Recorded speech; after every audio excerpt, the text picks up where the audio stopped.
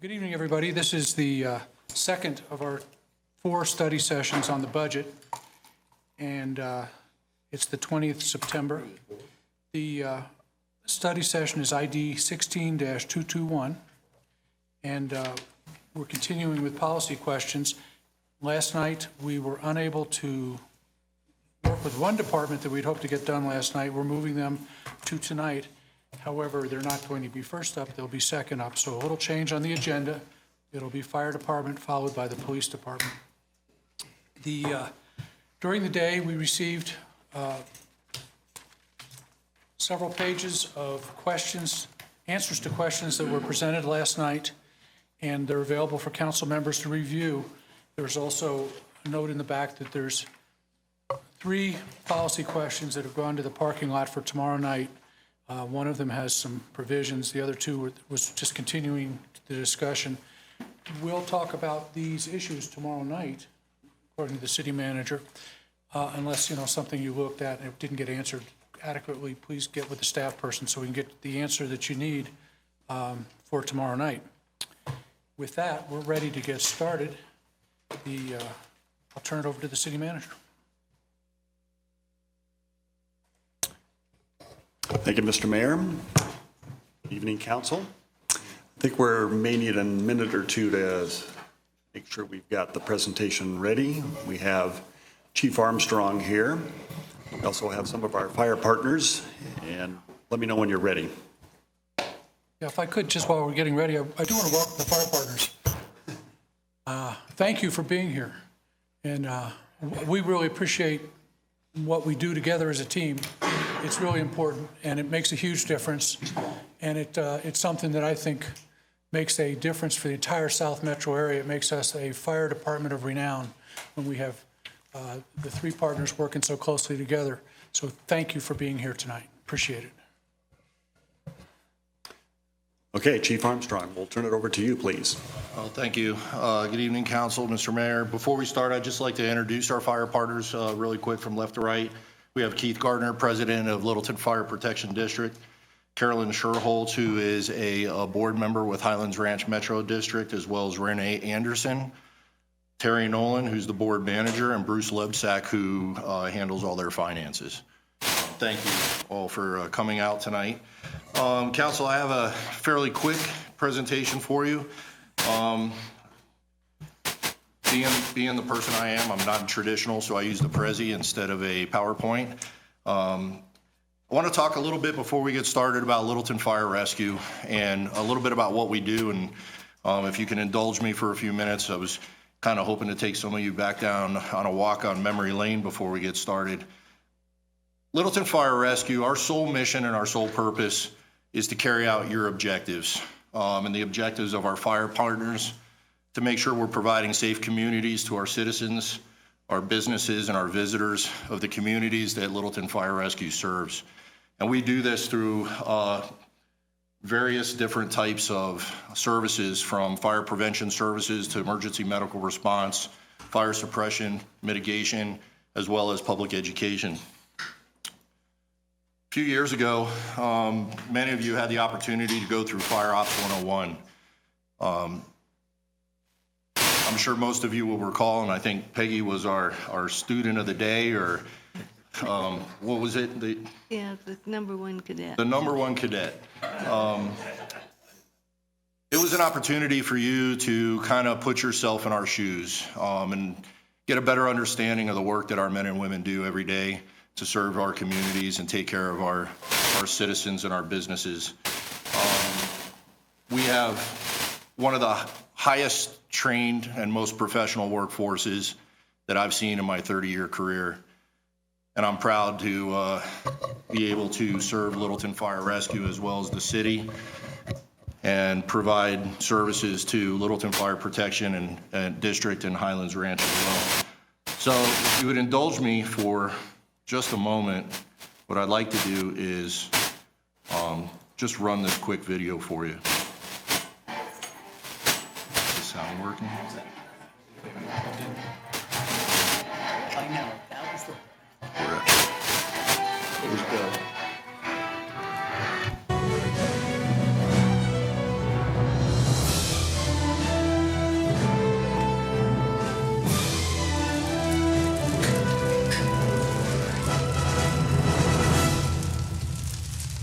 fire ops 101. It's all about education.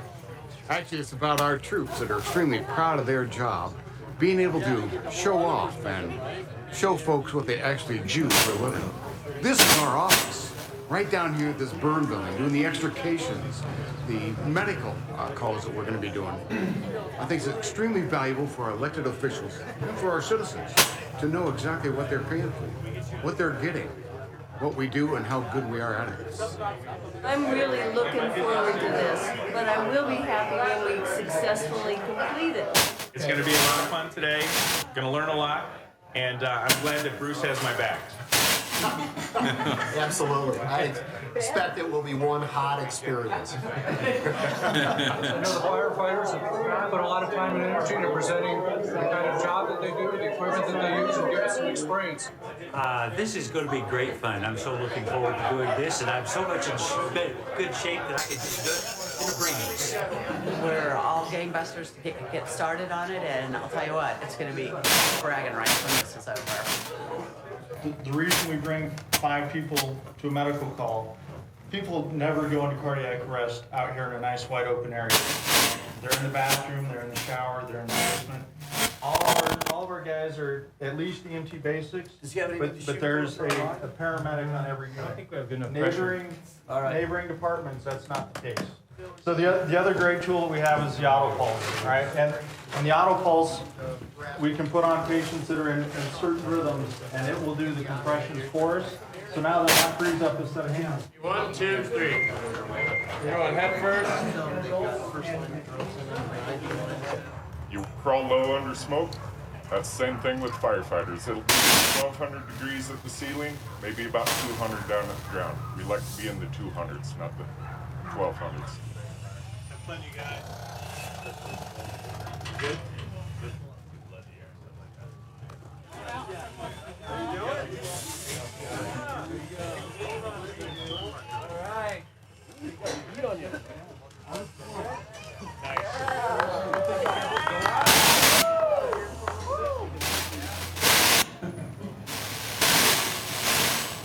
At this station, they're working on ladder operations, and ladder operations consist of making entry into the building, so forcible entry. They've got a forcible entry station that they're putting the recruits through. So that when he goes through, They're doing a ladder operation in which they're climbing the aerial to about the, looks like the 5th story. And then they're talking about the multiple functions of the aerial itself and the multiple functions that those crews fulfill. instead of having to hang out of a window and wait for somebody to bring ladders, we automatically just put the ladders up. So this is our search and rescue station. We're putting the provies through this scenario so that they can see what it's like to do searches on air, if they choose, in smoky conditions. And they're going to encounter possible entanglements as well as different elevations going up, just basically doing a search as if they were doing it for a victim. Okay, this is our engine operations station. This is an opportunity for the candidates to experience what it's like to pull a line off of the engine and make it into a fire attack. They're going to encounter both heat and flames as they make entry. They're going to have to stay low, and it gives them a real good feel of what we go through when we make our initial attack on a fire.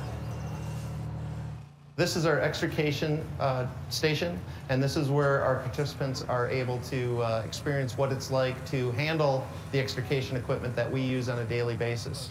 And so you can see that some of this equipment is quite heavy, and so they're getting a feel for how heavy this stuff is, how difficult it is to maneuver around the vehicles. Each car represents basically a puzzle to us. We have to figure out exactly what needs to be cut, where to cut, and so you can see each car accident we go on to is different. And so we have to figure out exactly what the best method and strategy is going to be to extricate the patients out of that vehicle. Today was a great opportunity for our elected officials to come out and spend some time with us. It's also a great opportunity for us to be able to educate them as to what we do so that when we ask them for resources, they understand where that's coming from. I think the part that was surprising is before we actually had all of our equipment on, Seeing when someone has a medical emergency, some of the issues and the number of people it actually takes. My impression today is this is all amazing. I mean, what we've learned, barely anything of what you guys have to do. It's just, it blew me away. It really did. I got through half of the exercises today until I got under a little bit of stress and spent a little bit of time in the ambulance while they cooled me down and did all my vital statistics and things like that. And now I'm upright and walking around, but my day is finished with the exercises of learning to be a fireman. I would tell you the physical condition that you need to be in to do this work. Just lifting your gear requires a great deal of strength. I'm really impressed with the professionalism of Littleton Fire Rescue, and I have a whole new appreciation for how tough their work is. And the thing that struck me as much as anything is not just a bunch of guys running into a house with a hose, or kicking down a door. It's assessing the strategic situation, figuring out what the priorities and the tactics are. This is really rewarding and insightful. Really, really, really helpful. I think until you've sat in a very, very hot room wearing the bunker gear, depending on it, and wearing the breathing equipment, and depending on it, you really don't have a feeling for the devastating effect of hot rooms, hot air, hot fire, and just being in that environment. I am just in awe at what the firefighters do every day. Just to be able to step inside their boots for a few hours has been a phenomenal experience. They make it look dang easy.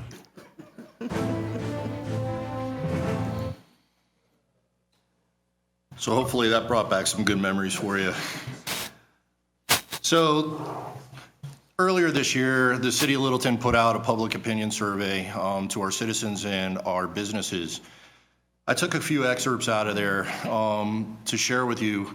One of the questions it asked the citizens was the quality of services provided by the City of Littleton, and it asked them to rate several different ones.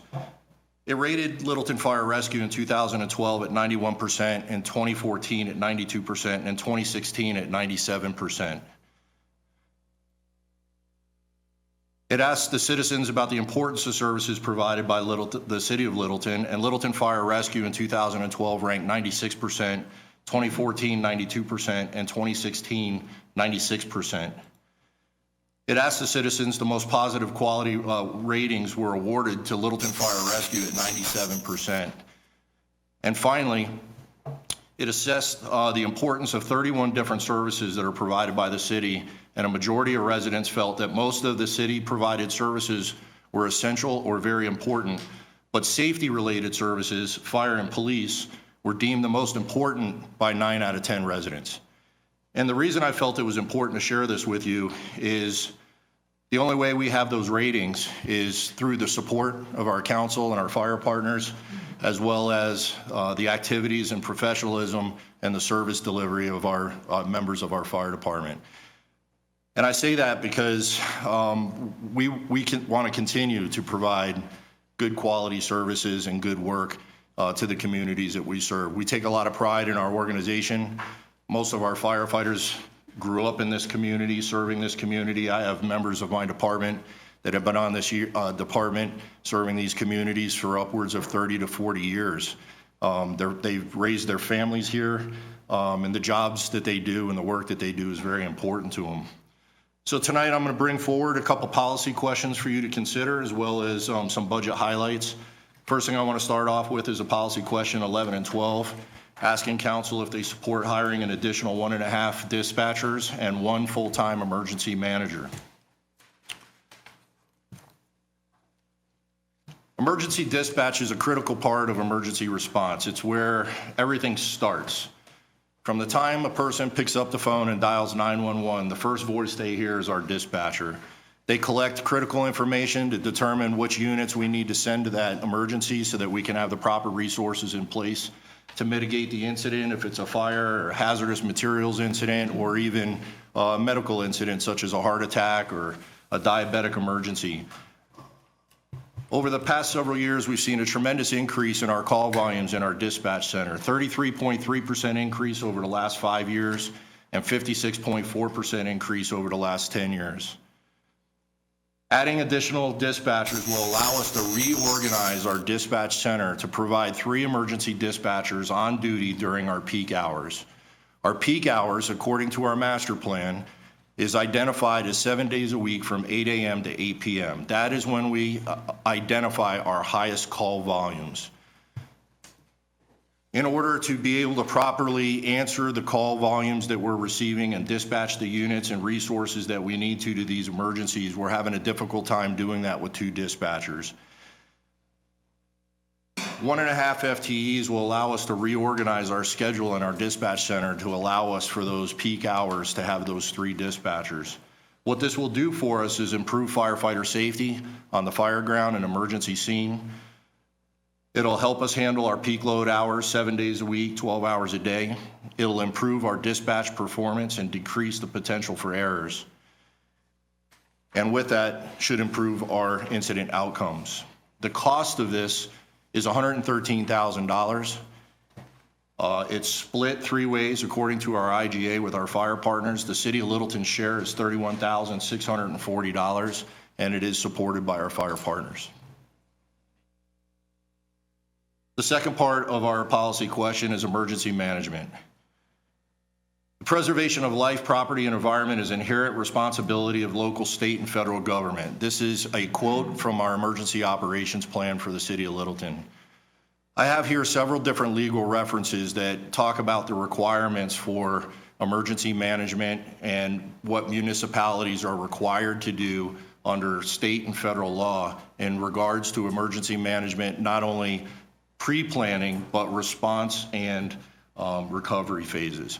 So, for example, we have Title 24, Article 32 in the Colorado Revised Statutes, intergovernmental agreements between different subdivisions of the state of Colorado, Disaster Mitigation Act of 2000, the National Response Framework of 2008, the Presidential Policy Directive 8 on National Preparedness, National Disaster Recovery Framework 2011.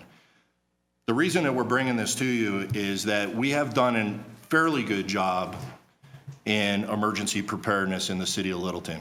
I come from a background where I had to enact emergency operations centers multiple times a year. Coming from South Florida, we had hurricanes quite a lot, and we were very familiar with emergency management and what it requires to handle a large-scale incident in a municipality or town in terms of preparing people for the disaster, responding during the disaster, and helping our local government and our businesses get back up and running and generating revenue again for our community after the disaster. The way the city has handled it in the past is we've paid an overtime to a captain who did this function off duty. The scope of the work is far too great for any one person to do this part-time, and I think puts the city at risk if we're not properly prepared. Just from the standpoint of cost recovery, we had, unfortunately, the Southview fire that raised a lot of questions for us in terms of our response. I think our men and women and our staff did an excellent job in responding to that emergency, but there was a lot of gaps that I felt we needed to fill. We had several elderly patients that were disrupted and moved from their homes without their prescriptions. We needed to find ways to get their prescriptions to them. They had animals that needed to be sheltered. We had no contingency plans in place prior to the event. We had to negotiate the terms of how that would be done after the fact. What we want to do is have an emergency manager come in and look at these issues for us, the potentials of all these different types of events, whether they be natural or man-made, and put into place the framework that we need so that when a disaster occurs, we're prepared to respond to it immediately, with all those things already pre-considered. That's why we brought the policy to you all for approval recently, to help bring that along. What I wanted to do is share a little video with you that talks about emergency preparedness and why it's important so you have a better understanding of the context here. Not all disasters are alike. They can be viewed on a spectrum, from the simplest accident to a major disaster. Most of these emergencies don't need to be managed. They're handled by police officers, firefighters, EMTs, and other responders as routine matters. So what happens when really bad emergencies need more capability than the individual agencies can provide? That's where emergency managers come in, to coordinate all the agencies. And the bigger the scope of the incident, the more an emergency manager's value increases. Let's show this with a worst-case example. The largest of all disasters in terms of scale, complexity, and consequences is a nuclear strike. This is the mother of all disasters. Imagine some bad guys get a hold of 140 pounds of highly enriched uranium and figure out how to cobble together a working bomb, an improvised nuclear device. They get it into place and set it off. The result is confusion, fear, and chaos. Think of our society as a complex Rubik's Cube, interdependent systems that have developed over time to sustain our way of life. A nuclear attack severs our connections to the rest of society. Fear and anxiety would take over as the rhythm of our daily life is destroyed. So if that's the emergency, when does the management come in? Management is what emergency managers do, to create order from that chaos. Our job is to squeeze the timeline so we bring back order faster. The hard part is how. So let's take a look at the way emergency managers work. First, we get a few emergency managers together, in the field or in a room, and start working. We find the facts and tell the story. We tell who's in charge, what's happening, is it getting worse or getting better, and what are we doing and what needs to be done. We start to re-establish the connections severed by the blast. In the Emergency Operations Center, we begin to connect people and organizations to the city and to each other. We tell them to connect inside and outside their own organizations with the same message. This is what is happening, and what do you see to inform this picture? By doing this, we're creating a new organization, one that didn't exist before and will never exist again. Imagine this incident organization as a pyramid with 3 distinct levels. At the top is the strategic level, with agency executives, local, state, federal, and elected officials, where political objectives are translated into strategy. At the bottom of the pyramid is the biggest and most important level, the tactical level, or the people who we call the boots on the ground. And in the middle is where strategy is translated into effective action, where what we need to get done becomes the how we'll do it. We call this the operational level, and this is where the emergency managers sit. Their job is to support everybody, and they do it by managing information, telling everybody everything, managing resources, getting the right stuff to the right place at the right time, and managing consequences, finding and solving problems. But even if you were doing all that, you're still not done. You must tell everyone everything that you're doing all the time. It's critical for the leadership to know the facts so they can convey it to the public. This connection creates trust with the impacted population, and without it, credibility is lost and our work won't matter. Some experts in government and academia believe that disaster response consists of leadership and the field, and that there's no need for the emergency managers.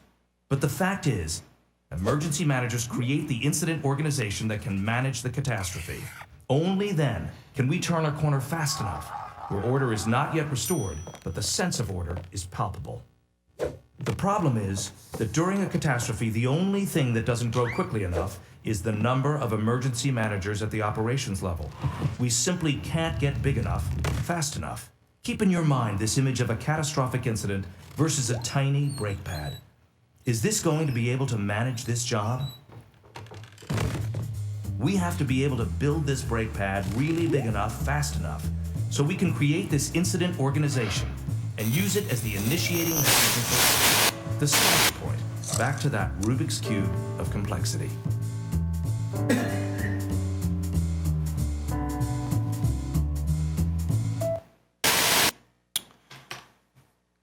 So the emergency manager is not a shared cost with our fire partners. Our fire partners rely on the counties to help them provide their emergency management needs.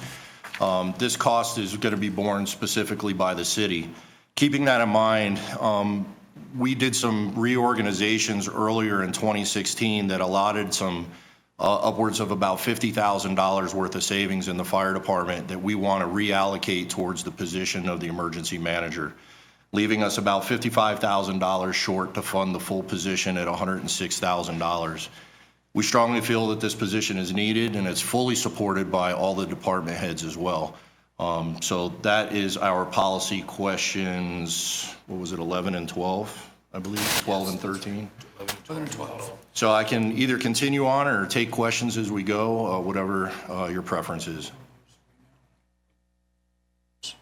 Yep, I would suggest just that we probably take these one at a time. Okay. So actually, number 11 here is the full-time emergency manager. So perhaps some discussion there first. Jerry. Sure. Thank you, Chief. Good presentation. Thank you. So this person will reside where? They will work in the fire department, but they are the emergency manager for the city. Just the city, not the county, Highlands Ranch, or? So they work with the county since we operate in several parts of different counties. So we need to understand what the county's plans are and work with them. But they don't do specific emergency management work for our fire partners. So that person will be the central contact for Arapahoe County, Douglas County? For Littleton. To contact, to see what's going on in That's Littleton. correct. That person, Jefferson County would contact this person? That's correct. Okay, cool. Yes, sir. Thank you very much. Other questions on number 11? Do we already have a full-time emergency manager? Because you list that as one of the highlights of 2016. Yep.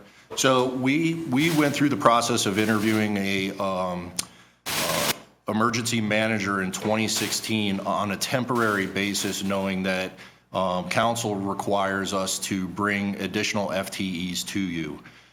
We have used the vacancy savings that we talked about to fund that position through the remainder of this year, but keeping that person on in this position and in this capacity in 2017 is subject to approval on this policy question. So you've already hired him? That's correct. On a temporary basis. It's a temporary appointment. That's who you brought down the other night? That's correct. And that was managed through the city manager and our HR department. And they were hired under the knowledge that this was a temporary position and required council approval for it to continue into 2017.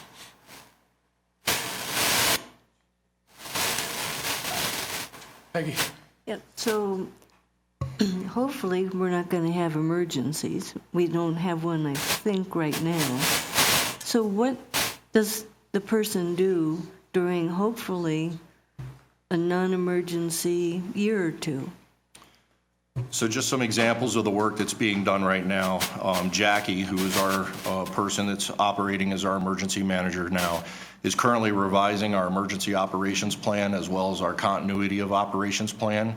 She's already set up some training events for the remainder of the year for city staff to start getting them properly credentialed through the National Incident Management System, which is required by FEMA.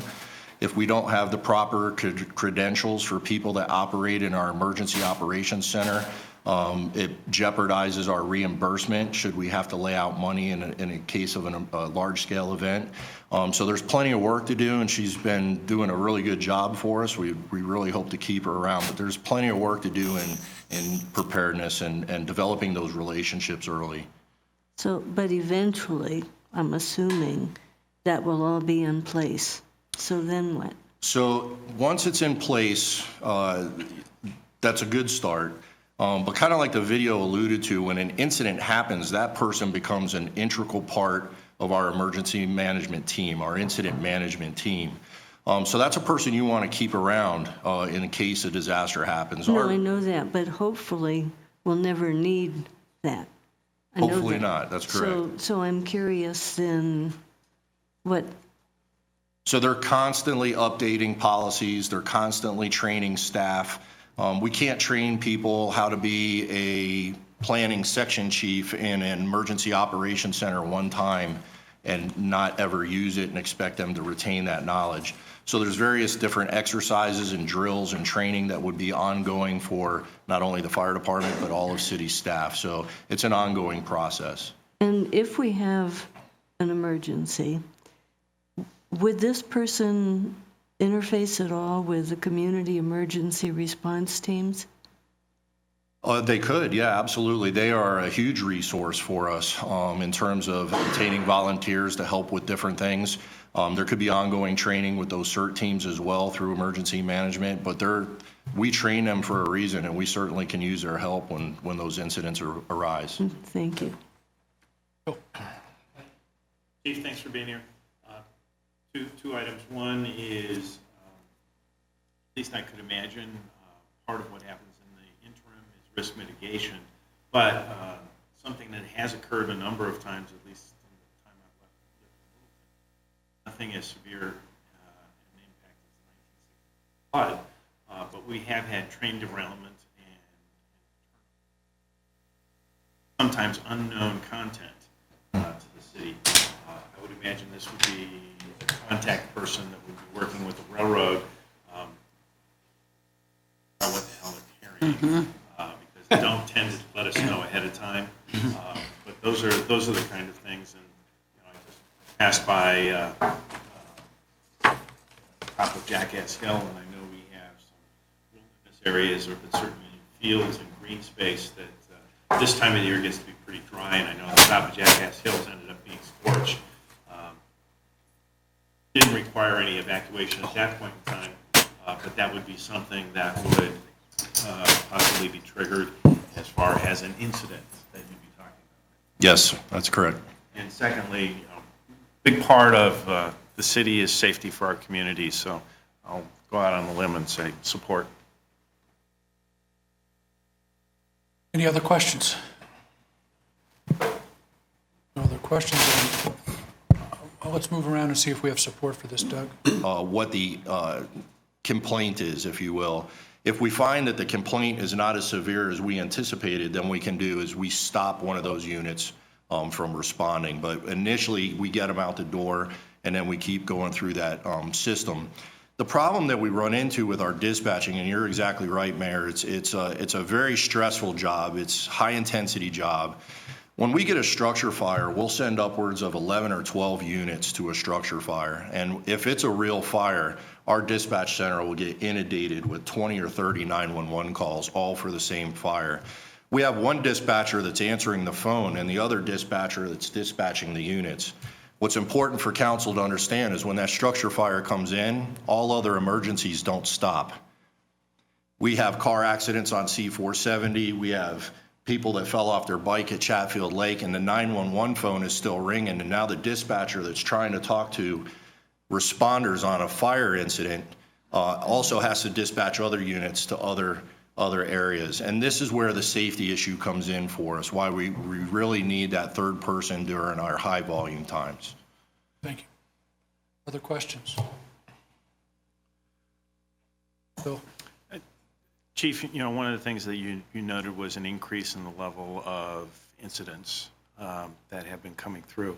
I know from the CASOA survey that's been done through the Area Agency on Aging that a lot of that is due to the fact that we do have a demographic that is going to have a higher level of demand.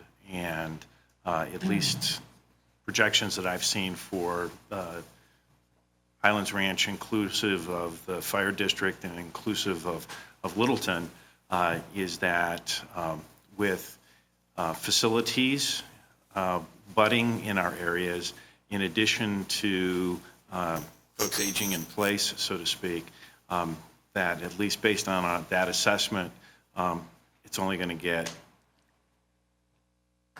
it's going to move in the same direction it has been moving, which is to increase. And so I'll go out again on a limb and say I like the thought, and I know that it fits inside the plan with regard what to be doing overall, and I support.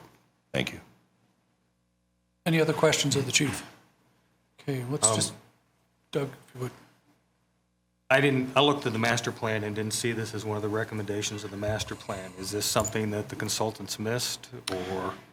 In my opinion, it is something they missed, as well as the emergency manager. I think we did a really good job in terms of our master plan of identifying the emergency response side, but I don't think we did a very good job in the master plan in terms of looking at our dispatch, looking at our fire inspections. I think that a lot of the support services that the fire department actually does probably could have used a little more attention. I think they did an excellent job in terms of the service delivery, boots on the ground, emergency response, but the support services I felt lacked a little muscle, if you will. Other questions? So let's go around and see if we support moving this one forward on the budget. Doug? I think the purpose of doing a master plan is to plan out what it is that you're going to do. This isn't in the master plan. So if the master plan has deficiencies, then we should go back and correct the master plan and figure out what our real plan is. So I'm going to vote no. Phil, you express support. And Peggy? Yes. Yeah. Yeah, I am going to support it, and I think that I actually wish that we had, a couple of years ago, because it's almost,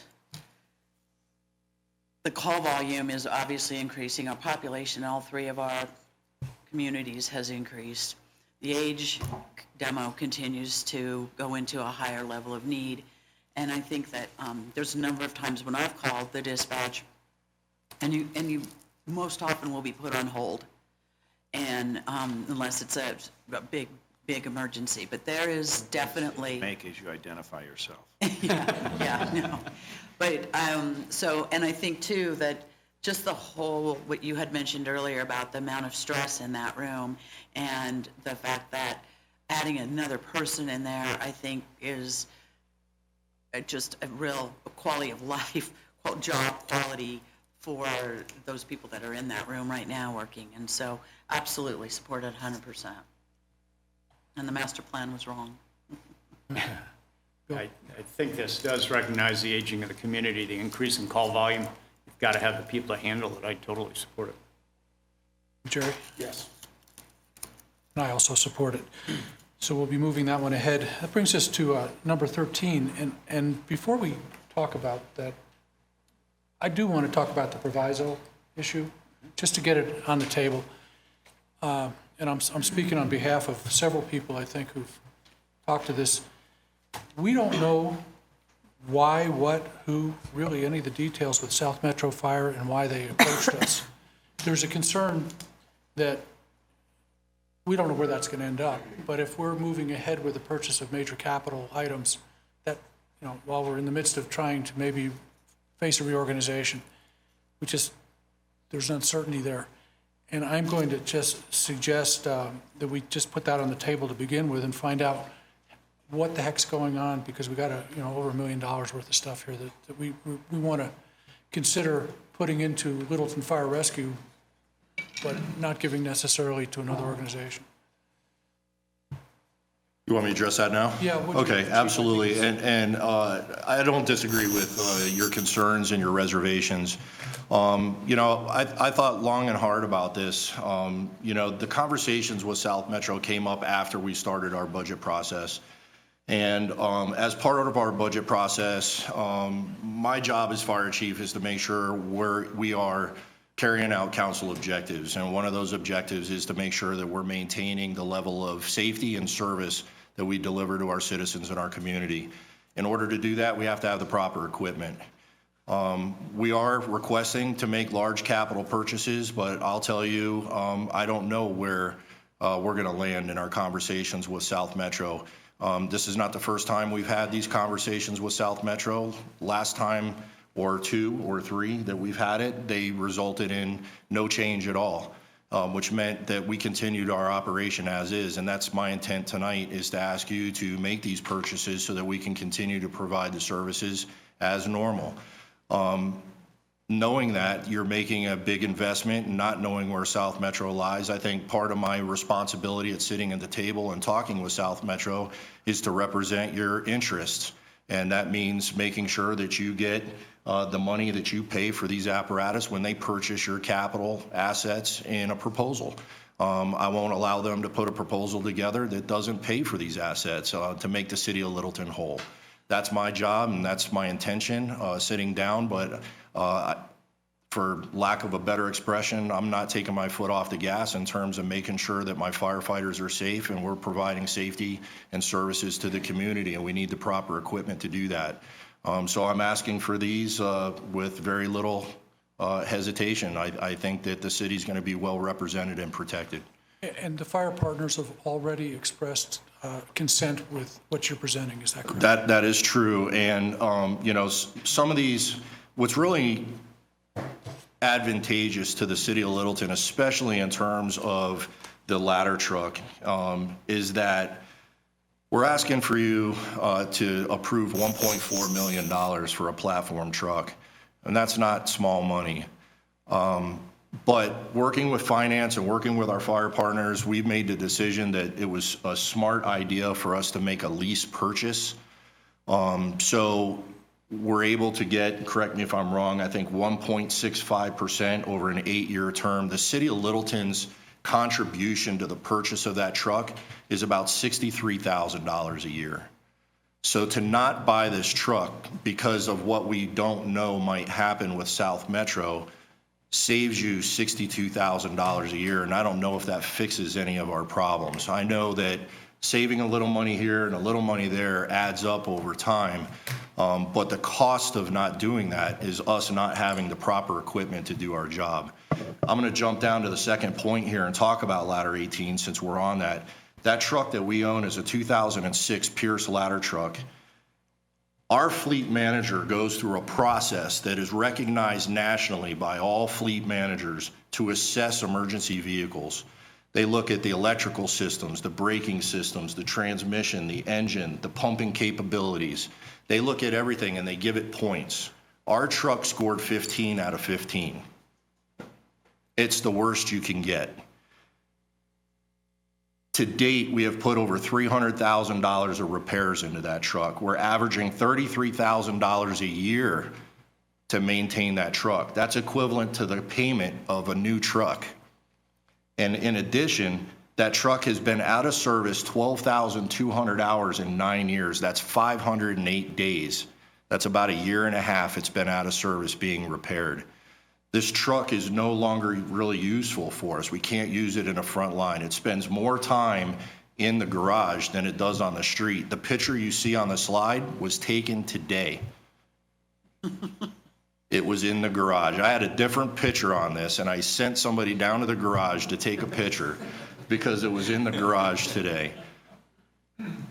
So I have a question, because when I read this, and knowing that we build things to spec, right? I mean, we get it modified a bit, or is this one that's right off the line? So there's actually an opportunity for us. If you remember last year, or 2 years ago, we bought the ladder truck, was a spec truck.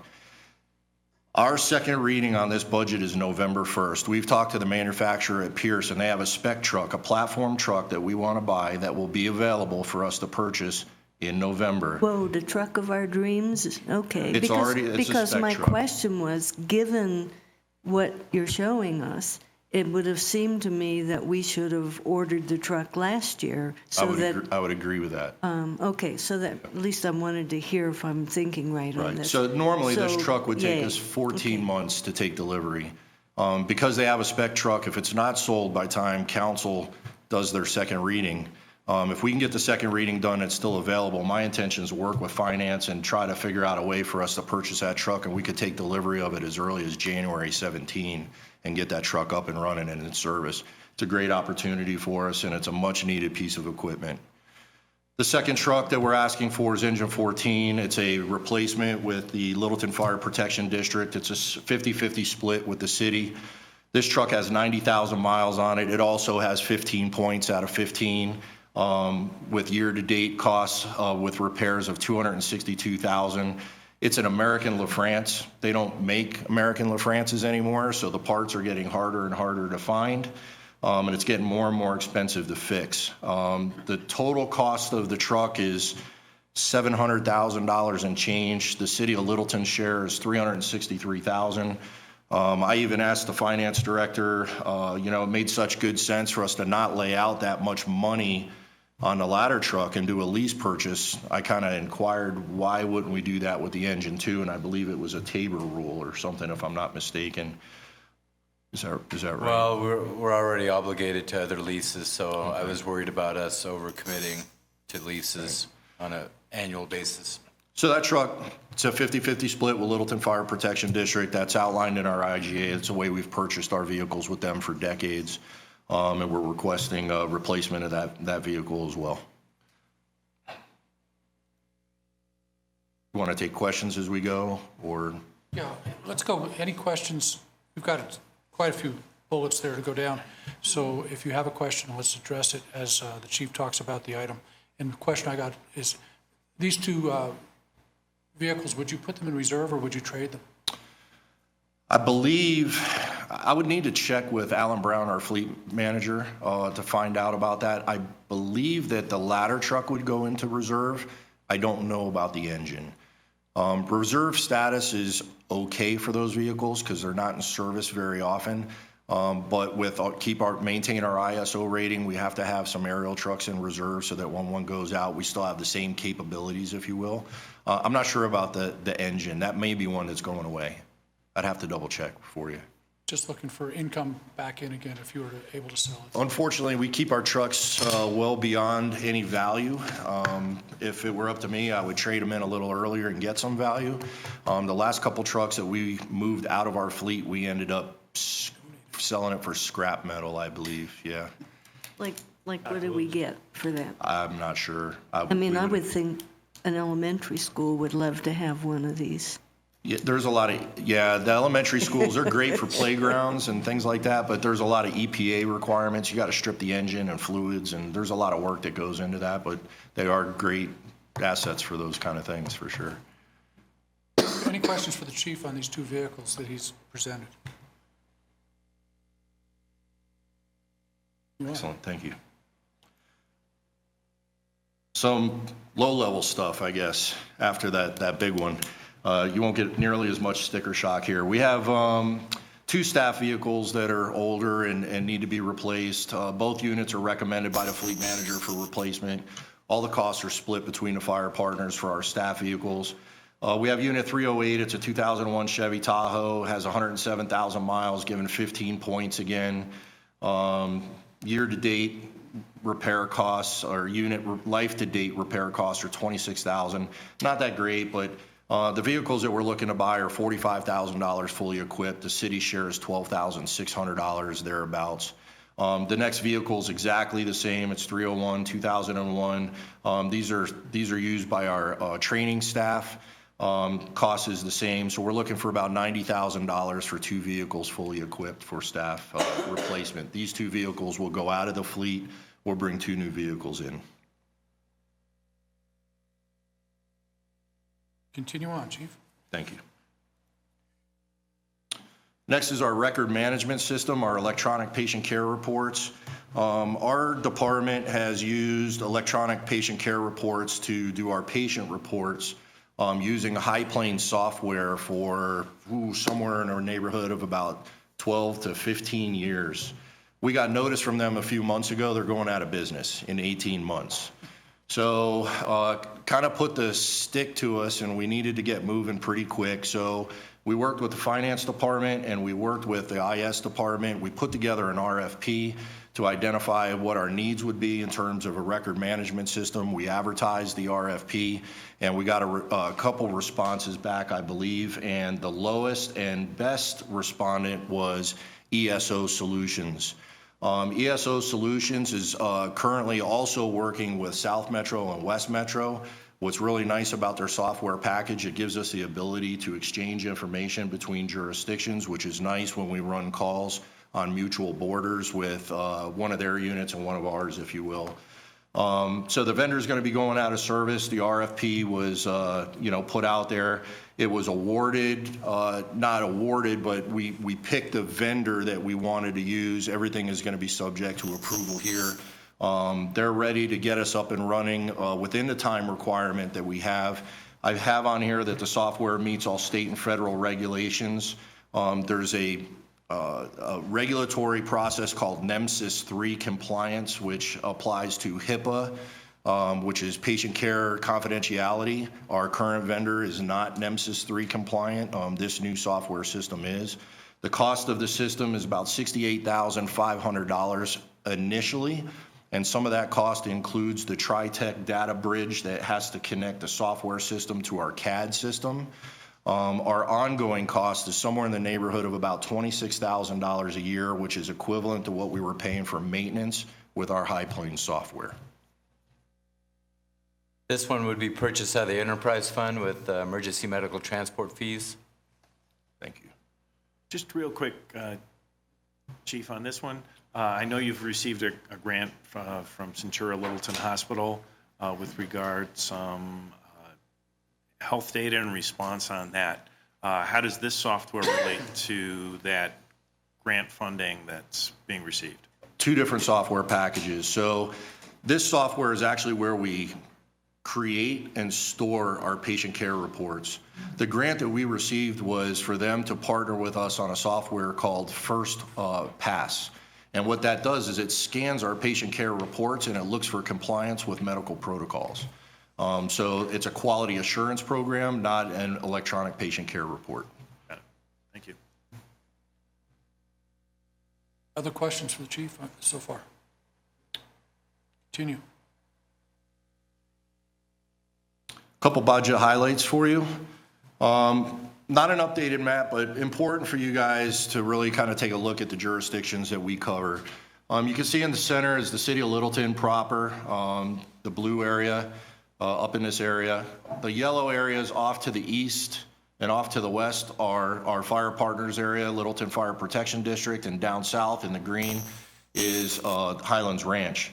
The reason I show you this map is that Littleton Fire Rescue covers about 100 square miles of territory, and we provide emergency services to approximately 220,000 residents. The reason this is important is in the master plan, and this is one I think they got right, we need an additional battalion chief. We have currently 9 stations in our response area, and we have 1 battalion chief supervisor on duty at any given time. That battalion chief acts as our incident commander on a large-scale event, and we can run multiple large-scale events at the same time. In emergency services, we like to refer to what we call span of control. On an emergency scene, our span of control should usually be no more than 1 to 4 or 1 to 5 at the very most. That means 1 supervisor should never supervise more than 4 to 5 people. In a normal setting, that ratio is usually 6 or 7, and we are currently running a span of control of 9 to 1 or 1 to 9. 1 battalion chief overseeing 9 stations. You can imagine 100 square miles, 1 battalion chief trying to get out and visit each station and make contact with their crews on a daily basis. Keeps them pretty busy. And then when we talk about emergency response, they have large travel distances to get to calls, which delays our ability to put an incident commander on scene, which inhibits our ability to get that scene under control quickly. The master plan identified that, the primary incident commander is significant for emergencies. Having more than 1 incident commander would be very beneficial. Ideally, the way to go about these positions is for us to give a promotional exam and promote people and then backfill and hire people to replace them. We're not asking for that this year. We understand that last year, council was very gracious to the fire department as well as our fire department partners. We got a lot of FTEs. We put a lot of extra resources on the ground. What we want to do to try to ease the pain of the FTEs for a period of time is utilize overtime funds to allow our firefighters that meet the qualifications to act in the position of a battalion chief. That does a couple things for us. Number one, it allows us to implement this project at a lower cost for a time period that we can determine. Number two, it creates the ability for us to develop some succession planning with our members. It gets them in the seat, doing the job, on the job training before promotional exams may occur. And it gives us the extra resources we desperately need. We've estimated the cost of backfilling the overtime for this member, and this battalion chief, by the way, would follow our model that we're using at this point in time, which is utilizing it during peak hours. It would be 7 days a week, 12 hours a day during our peak loads. We would put somebody in that position, give them the acting pay, and we would backfill the overtime. We've estimated that cost at approximately $200,000, but we've offset the cost somewhat because earlier during the year, we shut down our care card program with our physician assistants. We had approximately $140,000 that was allocated for that program. We've talked to the fire partners, we've talked to our council representative, and we have agreed that we would transfer that money from the care card program into the overtime to help pay for this extra battalion chief, leaving the additional monies of only $60,000 to fund this project, which would be split 3 ways between the partners. So the net cost to the city to add this extra supervisor on the road during our peak hours is roughly about $20,000. Keep going. Okay. Couple other ongoing projects. We have continual annual replacement of mobile data terminals and record management system laptops. City's cost is $16,100. This is an IS project that's continually ongoing, as well as our thermal imaging cameras. We've been replacing our old cameras for a couple years now. We haven't quite finished doing that yet. Our goal is to get a camera on every unit. This year, we're asking for $16,400. That buys us about 4 or 5 cameras. The city's cost is about $4,600. We also want to purchase 1 additional Lucas machine. That's the CPR machine that we're using now. We put an additional peak hour medic unit in service recently as part of our master plan. What that did was took our spare Lucas device and put it on that truck. So now if we have one that breaks down, we don't have an extra. So we really needed to buy one for that truck so that we have a backup in case we have a mechanical failure on one of our units. The city's contribution to that is about $4,000. Other highlights, council approved increasing the general fund $875,000 for 7 months in 2016 for the operations of our new fire station 19. Full year's operation of that station has been estimated about $1.5 million and added to the 2017 budget. I don't know if there's anything, Doug, you need to add to that. What I would like to just remind council is that a lot of these costs have been offset. And what I mean by that is the city had approximately $350,000 in savings canceling our contract with West Metro to service the Trailmark community. In addition, we've generated $300,000 of revenue from our Lockheed contract, as well as $340,000 from our Meadowbrook contract, netting us somewhere in the neighborhood of about $1 million that's being utilized to help fund this station, meaning the city of Littleton and our fire partners are splitting the remaining $500,000 3 ways. We feel that this is something that's important. This station is actually very busy already. They're running quite a lot of calls, more than we actually anticipated, which is a good thing. So that's just a budget highlight to let you know that the amount is different this year because we need to fund for the full year of 2017 as opposed to a partial year in 2016. Radio replacements in our communication center will continue. It's a $12,000 project. And then lastly, in the communication center, we need some headsets, monitors, chairs, consoles. We're asking the city to budget $103,000 for that. And I will remind council that that money is fully reimbursed by our area operating funds. So it's just a place mark for us to utilize those funds. And then the Arapahoe 911 funds reimburse us fully for those dollars. Last is Blue Card Incident Command Training. Incident Command Certification Program is a new standard in the Denver metro area. Every fire department in Denver metro is pursuing this program. West Metro, ourselves, South Metro, Cunningham, Denver, Aurora, Arvada, Thornton, Westminster, Colorado Springs. This is the new standard for incident command. It teaches our firefighters how to take command and control of incidences on the scene. We run them through many hours of didactic training online, and then we supplement that with actual scenario training that's done at our training center. The program is fairly expensive, but we're able to do most of the program on duty using our training funds.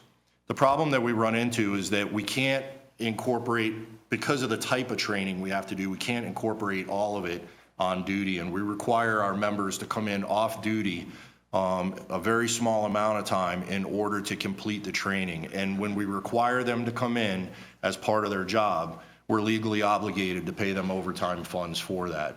So what we're asking for is an increase in our overtime budget in our training division for $60,000 to allow us to complete the training for this program. And that is all the budget highlights I have. Thank you, Chief. Let's go around council of any questions now. That completes the presentation on that question, number 13. So if I could look around, any questions or concerns? Isn't the battalion chief the incident commander? Yes and no. So that ultimately, we'd like the battalion chief to be the incident commander, but it could be one of our engine captains until the battalion chief arrives. So who are you giving the training to? We're giving the training to all of our captains, all of our acting captains, all of our battalion chiefs, anybody that would be responsible for being in command of a scene in the absence of a battalion chief. It's not just isolated to the battalion chiefs. Okay. Could you send us a memo outlining the specifics of the cost for Station 19 and who's reimbursing whom for what? Thank you. Other questions? Peggy? This is just incidental. You said you were getting more calls than you expected at Station 19. What kind of calls are you getting? I hope they're not rattlesnake calls. Actually, one of them was a rattlesnake call, believe it or not. But we've actually been out to Lockheed quite a bit and actually received a very nice email from some of their supervisors stating that they're exceptionally happy with the service. Everything that we talked about, we've exceeded their expectations. We've run some calls in Trailmark. We've run some calls in Meadowbrook. And we've run quite a few calls out at Chatfield from that station, which is really, it's really a good location for that because our response times, everything is based on response times, and they're right across the street. So they're actually running more calls than we anticipated they would. So we're definitely getting our money's worth for it. Yep. Thank you. Questions? Any other questions? Jerry? Yes. So regarding Martin Marietta, my concern is that they underestimated the numbers of the calls that we would be going out there. Where are we as far as the estimate they gave us and actual numbers right now? Well, we did the estimate because we were actually doing the transports for them before we entered into the agreement. I don't think I would say we're running more than we anticipated. We actually, because they still have some staff that are there, we've had calls that have actually come in that they've canceled us on because they found out it was a false alarm before we even got out the door. So I think it's really working in both ways. I couldn't give you the number of actual calls, but I don't think it's in general, I think the station is running more calls in all areas. I don't think it's specific to Lockheed Martin, if you will. Thank you. Yeah. Debbie? One of the benefits of that, obviously, is if 19's running those calls, and that allows the others to continue to run the calls where they're at, too, and not overburden the system. So are you seeing some positive effect throughout the system? Or too early to really tell? It's still a little early to tell. I will tell you that, we talk a lot about unit hour utilization rates and the percentage of time our units are busy running calls. For months and months and months, Medic 15 has been up in the neighborhood of 21, 22%. And we recently, August 15th, I believe was the date, we put the peak hour Medic 12 in service. And I just did our Fire Partners monthly report, and Medic 15's unit hour utilizations dropped to 17%, and Medic 12 was busier than they were.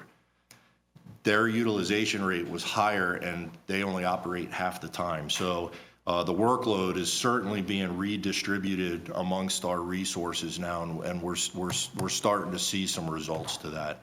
As far as 19 goes, I think it's a little early for us to look at a system-wide improvement from that one truck, if you will. Any other questions? Let's start from this side this time. Yes. Jerry's in support. Bill? I support it. Yep. Support. Hey. Yes. Yes. Bill vehicles, yes. Doug? No on the vehicles, yes, and everything else. Okay, overall, that brings it forward, and we'll see it again at the... One statement and just one question that doesn't relate to these particular items, but does relate to an item that impacts the budget. Number one, at least in my discussion with board members of South Metro, where they're looking for savings is administrative and overhead, not on equipment in this. And so that's just to alleviate folks if they might have had a concern around equipment. Just giving me concern now, right? Right. You get that part. Thank you. The other question is, it's been a kind of a thorny budget item, is the non-recovery on transport. How's that doing? It doesn't impact any of the policy decisions, but just a real quick while we got you in the hot seat. Yeah, I really can't speak too much to that. What I can tell you is I know we're going out to RFP for not only collections, but also billing. And I think that some of those issues would probably be addressed during that process. I think we'll definitely discuss that option, and if we do pursue it, we'll bring it back to council.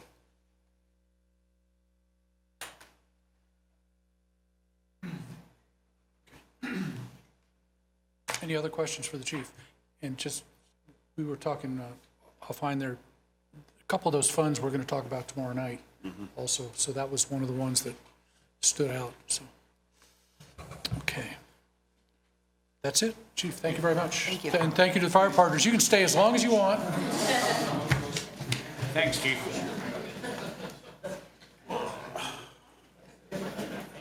We take a break. Oh, I'm stretching. Let's take a 5-minute break. 5-minute break. 5-minute break.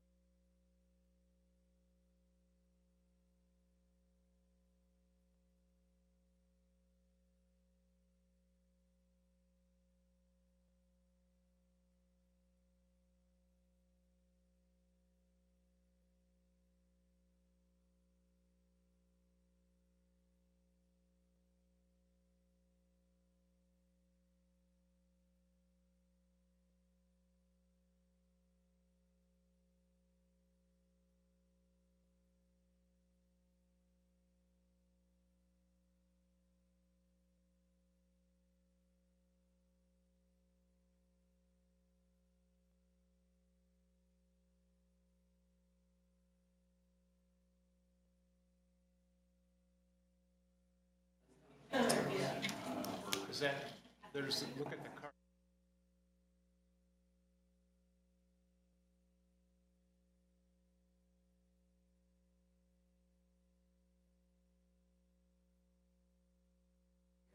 Jeez, bite into it too. Okay, we're back from our break, and we're going to be, this is where we were a little out of sequence. We're going to be talking about the police department and item number 10. Mr. Mayor and Council, just maybe a quick introduction here before Chief Stevens kind of dives into this presentation. You know, last night I mentioned that the proposed 2017 budget was, you know, relatively flat compared to 2016 with a few exceptions. And probably one of the more significant issues here that Chief Stevens is going to touch on is within the police department. And I think that we had a real robust discussion as the executive team as we kind of looked at all the issues here.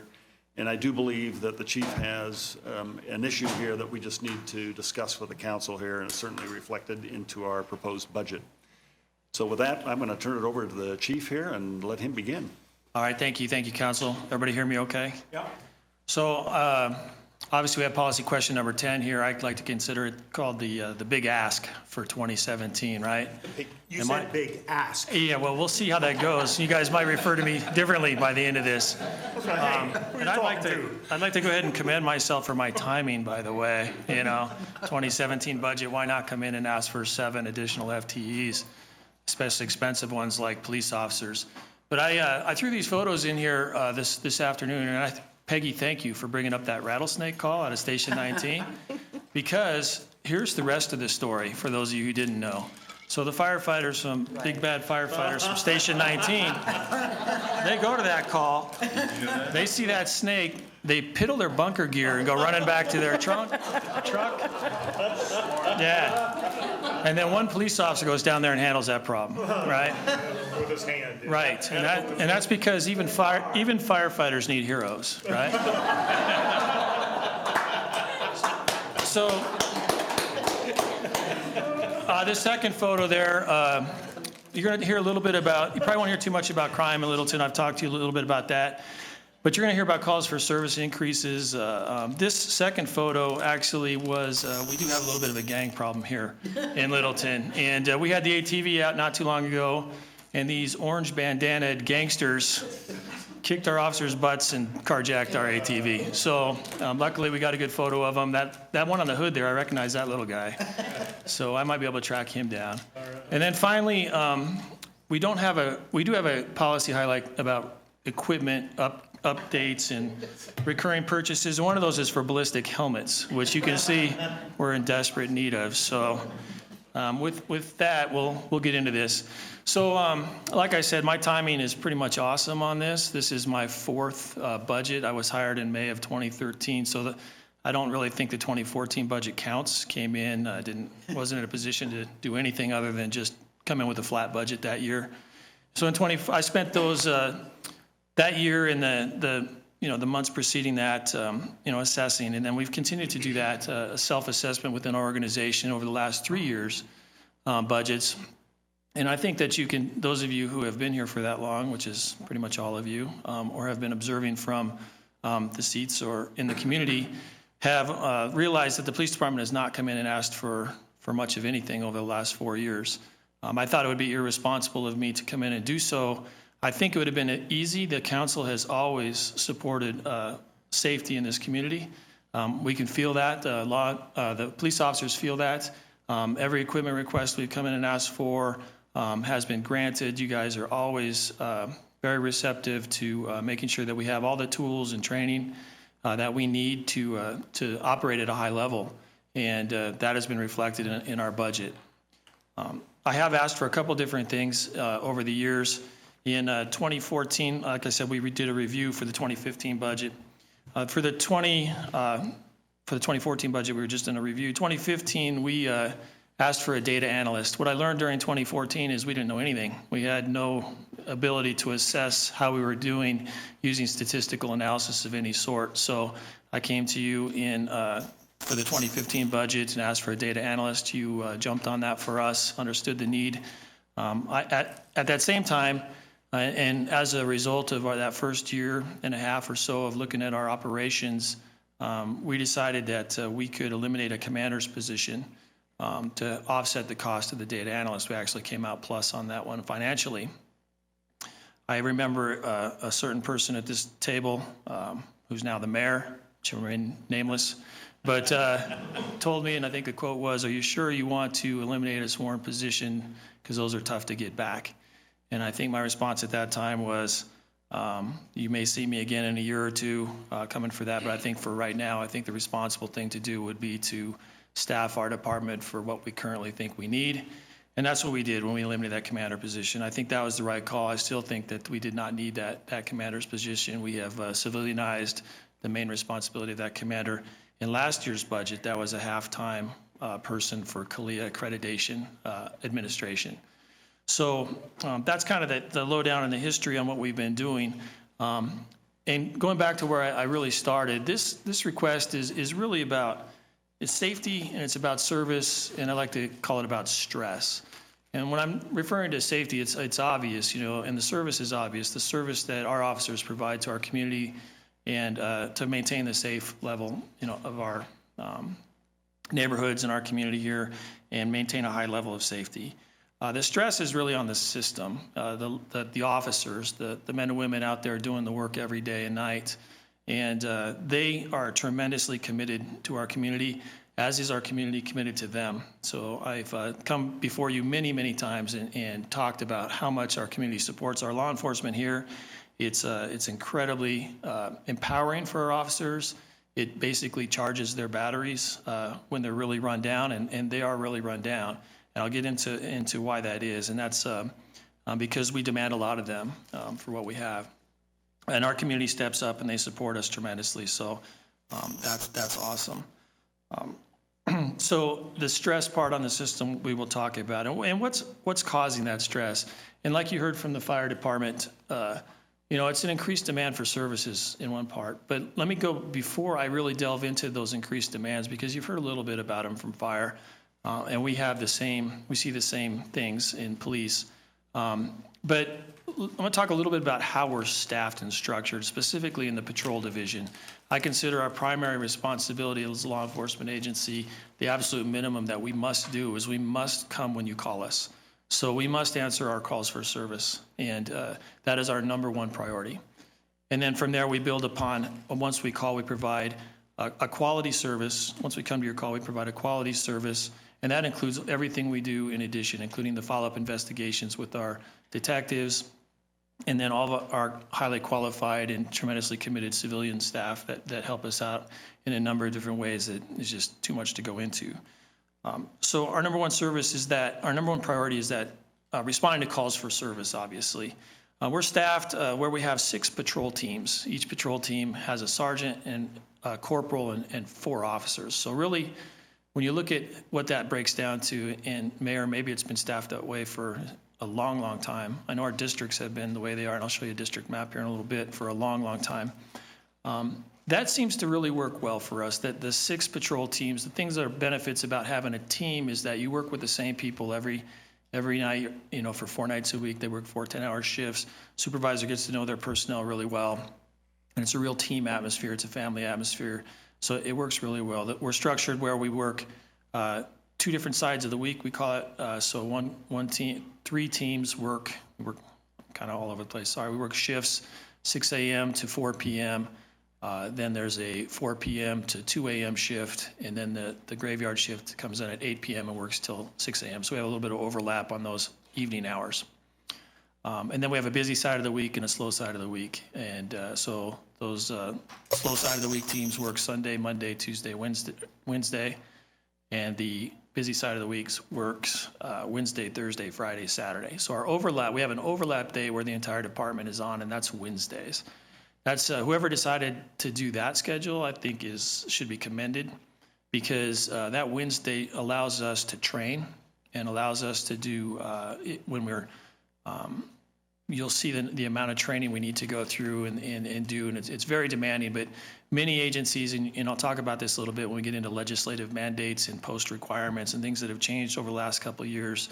The President's report on 21st century policing and the national pressure on law enforcement. Littleton is infinitely ahead of the curve on that, but it does come at a price for our personnel. So let's get into the increased demand for service. So what we have on those 6 patrol teams, those really comes down to 30 officers and 6 supervisors to handle the calls for service that come in. There are additional units. We have a proactive unit, the SET team, special enforcement team. We have a traffic unit that handles traffic investigations and car accidents and everybody's favorite enforcement of traffic laws. So, but mainly we're talking about the brunt of the workload falls on these 30 officers and 6 supervisors. What we've seen over the last, we went back to 2010 and done or 2009 in some cases, done a 6-year study looking at our calls for service. And what we see is a steady increase, like fire has seen, a steady increase in calls for service over that time. I had a lot of charts and graphs and stuff like that, but I just want to keep it simple and talk to you. But basically, you see what you expect to see, and that's every year it's going up on a steady pace. For example, in 2015, this last full year alone, we had over 100,000 calls come in and out of dispatch center. That's to the police dispatchers. The police dispatchers answer every call for service and then transfer to fire for if it's a fire or a call. Of those 100,000 calls in and out of the service, that represents a 7.65% increase over the previous year. It's kind of what we've seen, and I think that Chief Armstrong's statistics bear that out as well. Of those calls, about in excess of 23,000 of those 100,000 are 911 or emergency calls. And in 2015, we saw those rise by over 3,000 911 calls. So our officers respond to about 44,000 calls for service, where you would actually send an officer out on 44,000 calls. So you're talking those 30 police officers working 24/7, responding to 44,000 calls for service. So again, over 2010 to 2015, those calls for service have continued to rise. We anticipate they'll continue to rise. Not only the fact that the calls for service have increased, our time spent on calls for service has also increased over that time frame. And the main reason for that, we believe, and right now we average 48 minutes per call.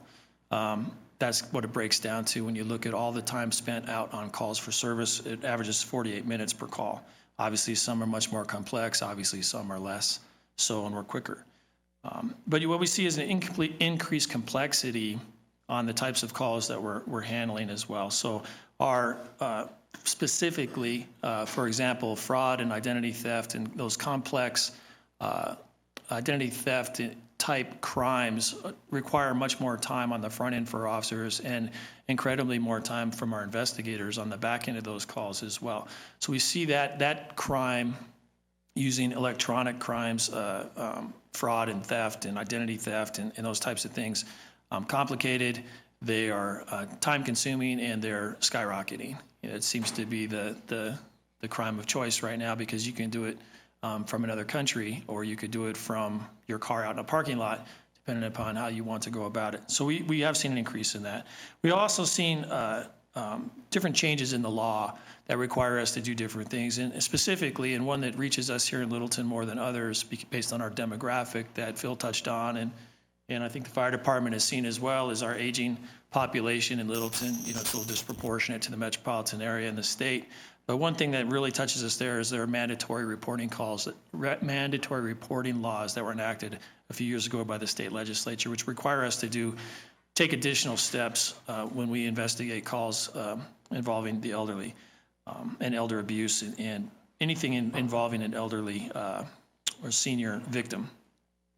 We also in Littleton have what I consider a disproportionate amount based on more experience and feeling than anything else is mental health related calls. You see mental health related calls increasing not only in Littleton but across the country.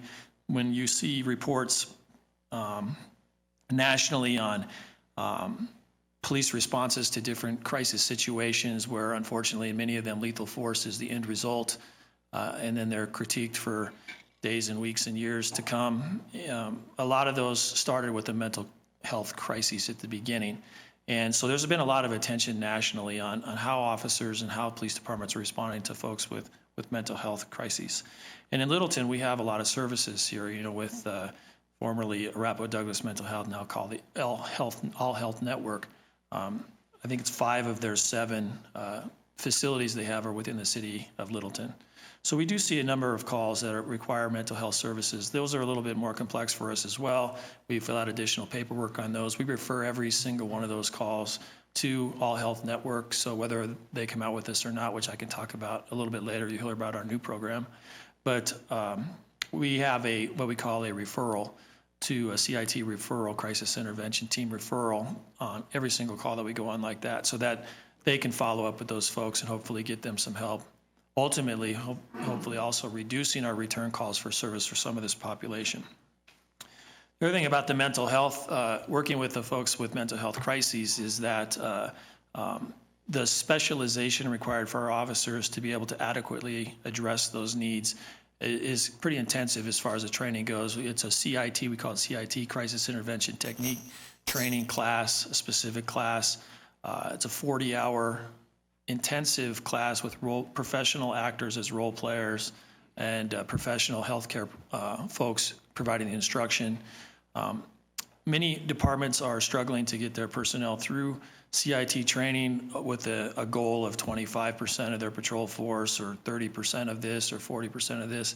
We are going to have every officer who has any contact with the public in any kind of emergency capacity trained in CIT. Right now, we're about 90% of our personnel who are out there on the streets and dealing with folks are trained in CIT techniques right now. So again, we are committed to dealing with these types of crises, and we're committed to preventing tragedies at the end of those types of calls, and that takes a lot of effort on our part as far as training and maintenance of that capacity. We've also, I got to spend some quality time with you guys not too long ago on some policy issues, specifically around domestic violence and the one that we were talking about. But say quality time with them? Yes, it was quality time. But some of the time, when we have things like that brought to our attention, or even through a self-review, and we constantly evaluating ourselves, whether it's for CALEA requirements for our accreditation, or just because that's the proper way to run an organization, we're always looking for efficiencies and ways to do things better. With this domestic violence situation, it's a good example of how we would take a situation and then modify a policy or practice to do better in the future. And one thing we did on the domestic is that we required additional report writing detail. So again, the right thing to do, but it comes at a cost too. So that 48-minute average on our calls, that's all going to be factored in when we were able to either not write a report on some calls, and now we are writing a more detailed report, or writing a more detailed report where we would have only written a few sentences and been back in service for the next call.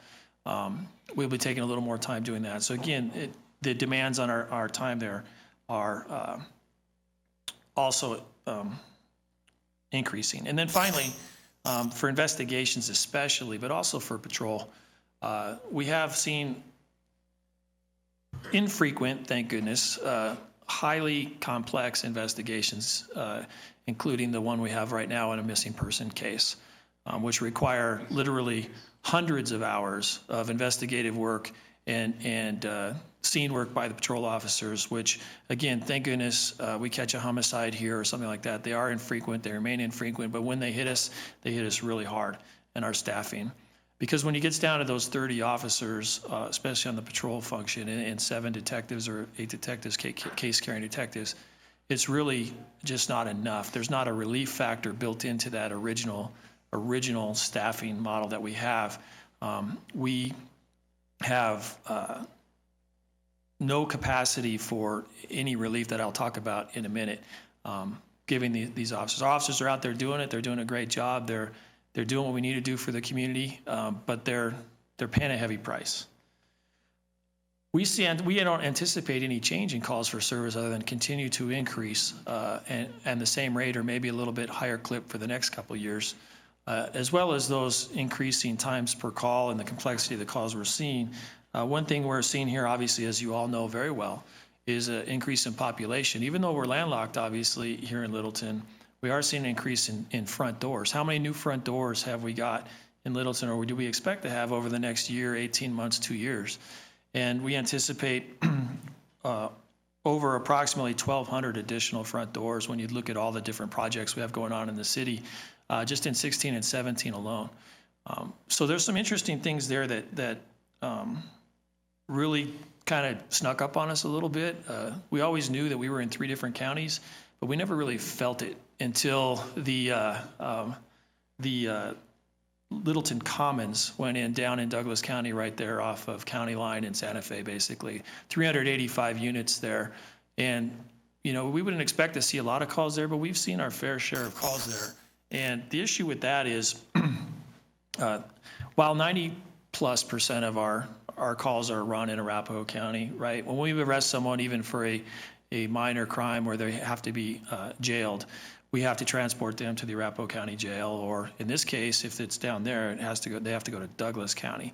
And then if we arrest someone at Trailmark, it would be Jefferson County. So, and so when you arrest someone and we run them out to Arapahoe County, you're talking conservatively a 2-hour call, and that's a minor case with minimal paperwork. They're going out to the county, booking them in, and then coming back and getting back in service. And that's conservatively 2 hours. Douglas County, conservatively 3.5. Different paperwork too. So even though it's the same judicial district, the paperwork's different. The requirements are different. We can do electronic things or paper things in Arapahoe, but they need to be electronic in Douglas and vice versa and stuff like that. So more training required to do that, more time required to do that. And then in Jefferson County, I don't think our guys can even find that jail. That's just way over there. So I just take those guys home with me, and then I give them to my wife, and she takes them in the morning. So since she works over there. So we have a spare bedroom, so it works out okay. So when you look at the service population, it's not only how many new doors, what's our expansion look like. We also have the demographic, the aging demographic. Not only do we have the mandatory reporting requirements, but those poor folks are just more susceptible to crime too. And these sick people who prey on them, they need to take a little ride to a jail, but they're difficult to find. And I just feel sad. I feel sad for some of our victims who get the call from the IRS or get the call from the power company or get the call from police departments and say you have a warrant for your arrest, but if you send us $327.64, it'll go away. And these poor folks, they believe it, and so that they're victimized. But we're seeing an increase in those types of calls as well. And again, the complex fraud types of calls. I touched briefly on the legislative and post mandates, and I'm going to throw this other one in here too, national political expectations. As the nation goes, we all go, right? When it comes to law enforcement, obviously it's been a brutal 2 years for law enforcement. It seems like every bad thing that we do or even questionable thing that comes up before there's even any analysis of it, there's an analysis of our operations and what we can do differently. And that's usually done, and not by any of you folks, but by the politicians in Washington and then in the state legislatures. And an example of even it's a very simple local issue that happened a few years ago in Commerce City where an officer ended up shooting a dog. You all saw it, I'm sure. They played it to death on the news. That action resulted in our officers, every sworn member of our police department, and every sworn member of every police and sheriff's department in the entire state of Colorado required to go through 2 hours of dog protection training, where we would recognize the fact that there is a pile of dog poop in the front yard and there may be a dog. I'm not lying, that was part of the training. And how we could avoid shooting. I love dogs. I don't want to shoot dogs. I've been through many situations where other officers like the fire department are running for their truck because they're afraid. But so I just made a request for rebuttal time. Yes, yeah, denied. You got everything else. You got everything else you asked for. So that's just one example, but there are many. For the first time ever, and I know, Mayor, you can attest to this too, for the first time ever, we are statutorily mandated a certain number of hours of in-service training, which I think is a good thing. Luckily, our organization, we are way above and beyond what the legislative mandate is, 24 hours of mandatory in-service training, but we're lucky. We have a supportive community. We have a supportive council. We've been able to have the funding and the ability to do the training that we need to do. You guys provide us with the equipment and the money to make sure that happens. But, you know, when these things come out of the legislature, I kind of understand in a way, you know, the rural departments, you know, where they have 1 or 2 officers and no money, you know, those things become very difficult and challenging.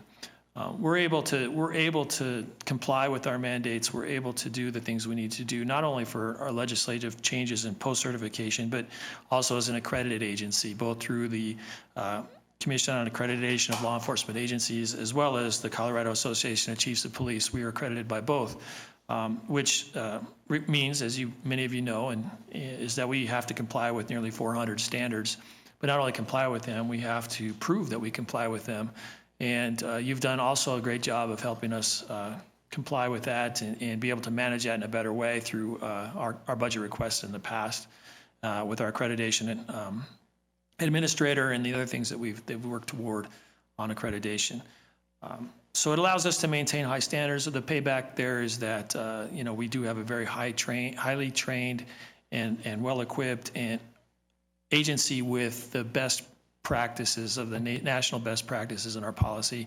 And then the transparency piece as well that you hear a lot about on the national news. You know, you need to be more transparent. You know, with our accreditation, we have built-in transparency in addition to everything else that we do with our community to be transparent and with all of you because we're audited. You know, we have on-site auditors every 3 years that come in, and we get another one next November. They'll be coming in to talk to us and take us apart and identify the things. And we have a very ambitious goal this time around. Last time, and I know that the mayor is very familiar with the CLIA process, serves as an assessor who we like to, we love the assessors when they come in. Yeah.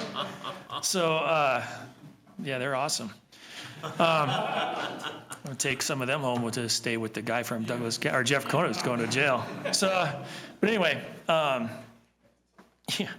I lost my train of thought, but anyway, so the accreditation just allows us to, well, last time we have certain number of, there's 400 plus standards, 380 of which apply to our agency based on our capacity and size. We get like 10 or 15, 20% of those that are voluntary compliance that we can, if we don't comply with those, we can check them off, and there's a certain number of those that we get. So last time I think we had 11 different categories where we got to choose to throw them in the 10% or the 11% or whatever.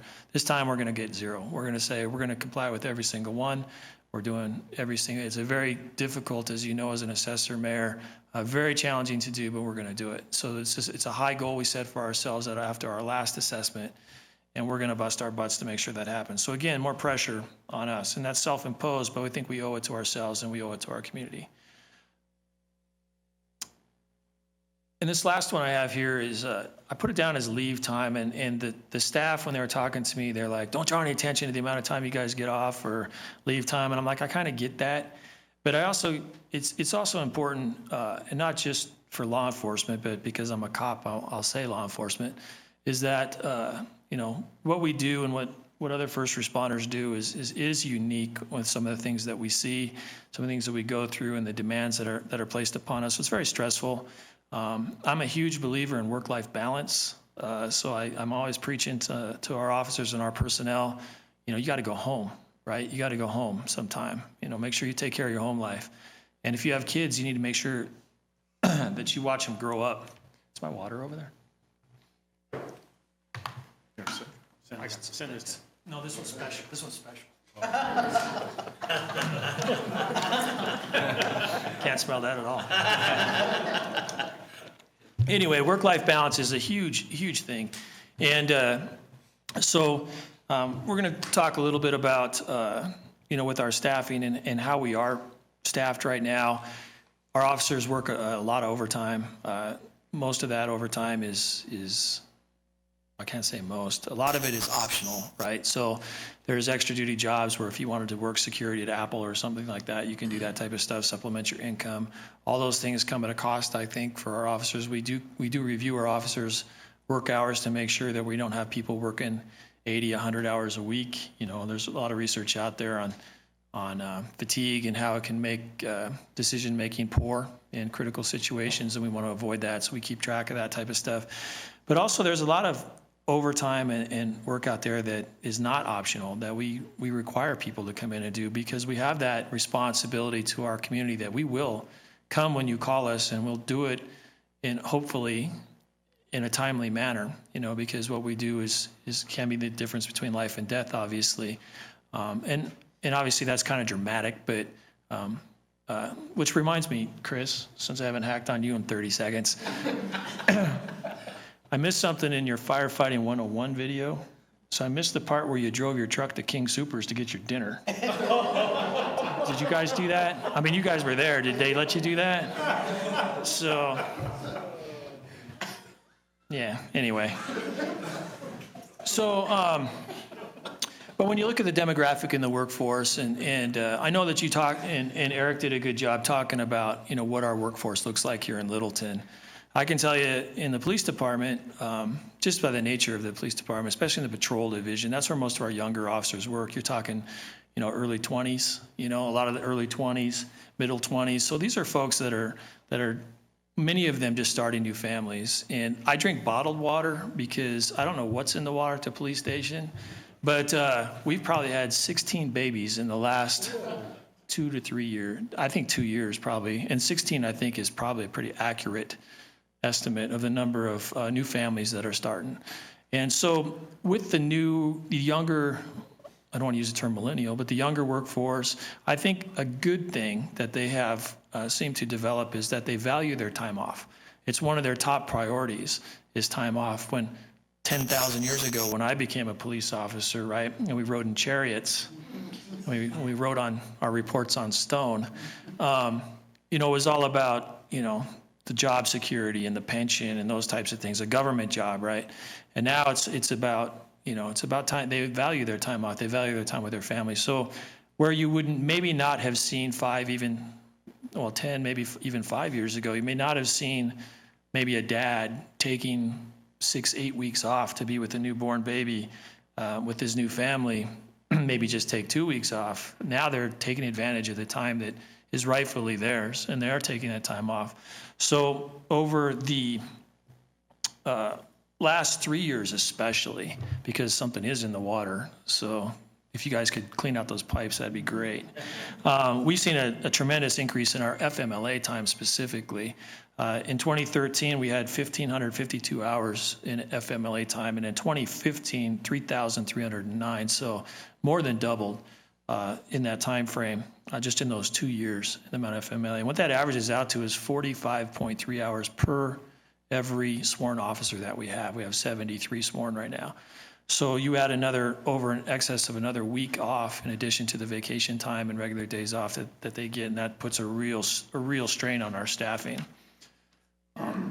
We also have, in order to maintain these high standards and do the things that we do and provide the services that we provide and give the community the service that they expect here in Littleton, requires a ton of training, and not just training, but what I like to call the extra jobs. And these are the extra jobs we refer to as task-related assignments, TRAs, because we're in the government, we like to use acronyms. But the TRAs, the task-related assignments, there's a dozen or so of those. That's everything from a firearms instructor to a defensive tactics instructor to a SWAT team member to we have a technology person. We have just folks that liaison with our community safety volunteers. So you name it, we need to train it. We have to, and it takes a tremendous effort to do that as well. So when you add all those things in there, our TRAs, those are jobs these folks do that are in addition to their primary responsibility of handling calls for service. So when we have one of these folks come out as a trainer to either train themselves to be the trainer, to take training to remain current on their training and their ability to instruct, or planning the training or actually providing the training to our personnel, or training to be SWAT and keep our SWAT team up to the high standards they need to be. It averages about 164 hours a year per instructor or SWAT team member to do these things too. So those hours are time spent away from their primary responsibility, and they very likely could be one of those 30 patrol officers we have out there. So you add in all of these things, increased also with the success of Littleton is it's a catch-22, right? So the things that the city has done over the last several years people want to be here, right? They want to come here. They want to move here. That's evident by the housing that's going up. It's evident by the parties and the street parties and stuff that we have. The special events that we have are well attended. They all require, a safety presence as well. We've seen increased frequency and increased crowd size at those things, which puts more demands on our staffing. So all these things are piling up to say that we need 137 more officers, but I'll settle for 7. So. And you didn't mention the SROs. Yeah, the school resource officers. So another commitment we have in Littleton, and they're not counted in the 30 patrol, so that's why I didn't bring them up. But another commitment we have here is a tremendous relationship with our schools, obviously, and again, thanks to council's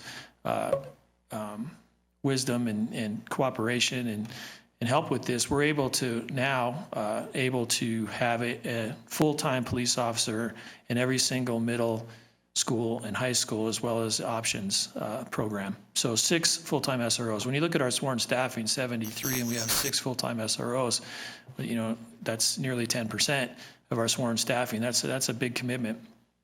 Made possible through a partnership between this council, obviously, and the funding that you guys have provided. We got a federal grant. We applied for a federal grant 2 years ago and were awarded the grant. We'll be in front of you in a couple of weeks with a modified MOU on that, thanks to the federal government. But it's on consent, so just stamp it through.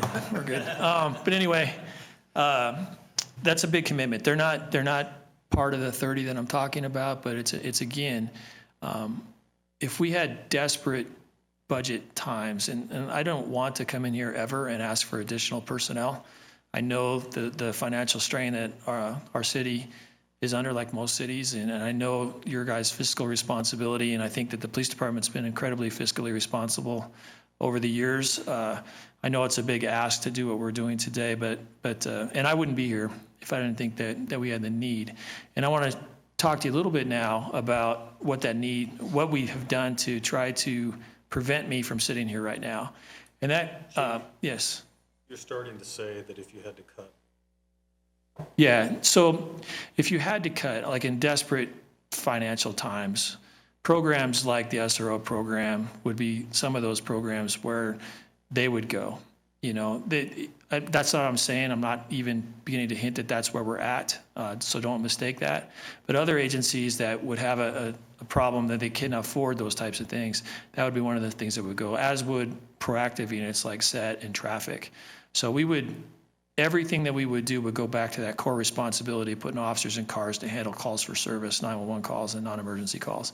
That's our number one priority. Everything we do is focused around that. These other things that we do focus on improving the safety and the quality of life in the community. And I'm a huge believer in the proactive policing is what prevents crime. Our officers going out there and being not tied down on a call for service while they're important, we're probably not preventing too much crime while we're taking a burglary report or whatever. We are preventing crime while we're out visiting businesses and schools, being visible in the community, making traffic stops, doing those types of things. So staffing allows us to be proactive, and I'll talk a little bit about a staffing model we use as a supporting piece, but it's not the reason we're in here is the staffing model.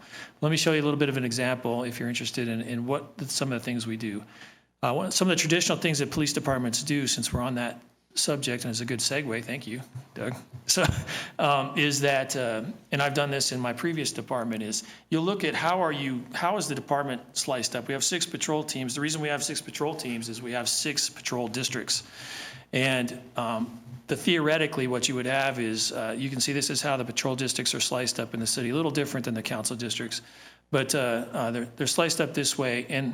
And when I saw this map and we were looking at this analysis of our staffing and how we look, one of my first questions was can we collapse this? Can we go down to 4 patrol districts? And that's kind of a typical thing that police departments would do. Can we just modify how our map looks based on call load? So let's take a look at that.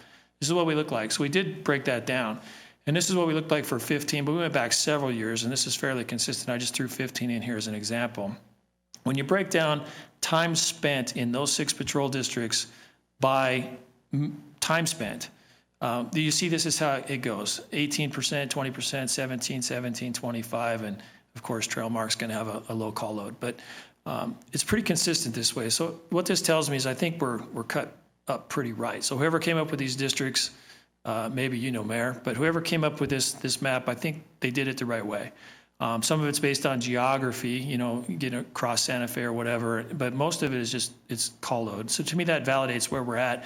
I don't see an opportunity here to collapse one district or two districts, combine them, require less people in one area than anywhere else. And let me back up a little bit. And this is the story of Trailmark, unfortunately, is based on geography and call load. We have six officers assigned to each shift. And theoretically, we would have an officer in each one of these districts, but one of those people is a sergeant. So right off the bat, the sergeant doesn't do a patrol district. They are there to supervise throughout the entire city and handle emergency calls if they come out, or fill in if it gets really busy. So right off the bat, we're down to 5. So someone's not going to have a patrol officer regularly assigned to their area to begin with. So we're behind the ball right there to begin with, just on 6. And I'm not saying if we get another officer, I'm going to put a full-time officer in Trailmark all the time. Can we increase our presence in Trailmark? Yes, we can. But I think it's not prudent or wise based on call load and demand to do that. So, but what we would have is the ability with, when you factor in relief, which I'll talk about in a minute, days off, sick time, FMLA, holidays, training, those types of things. We very rarely are at even the 5 officers that we're talking about. We're usually short. We either fill it with overtime or we run short.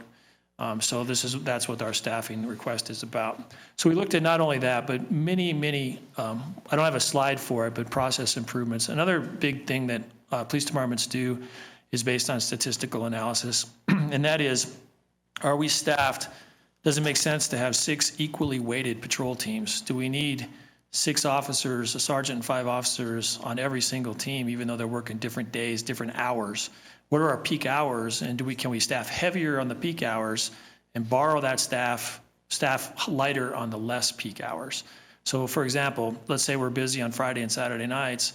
Can we staff that team with 7, one of those teams with 7 officers, and then the time when we're not busy on a Sunday morning or Monday, whatever, can we staff that team with 5 regularly?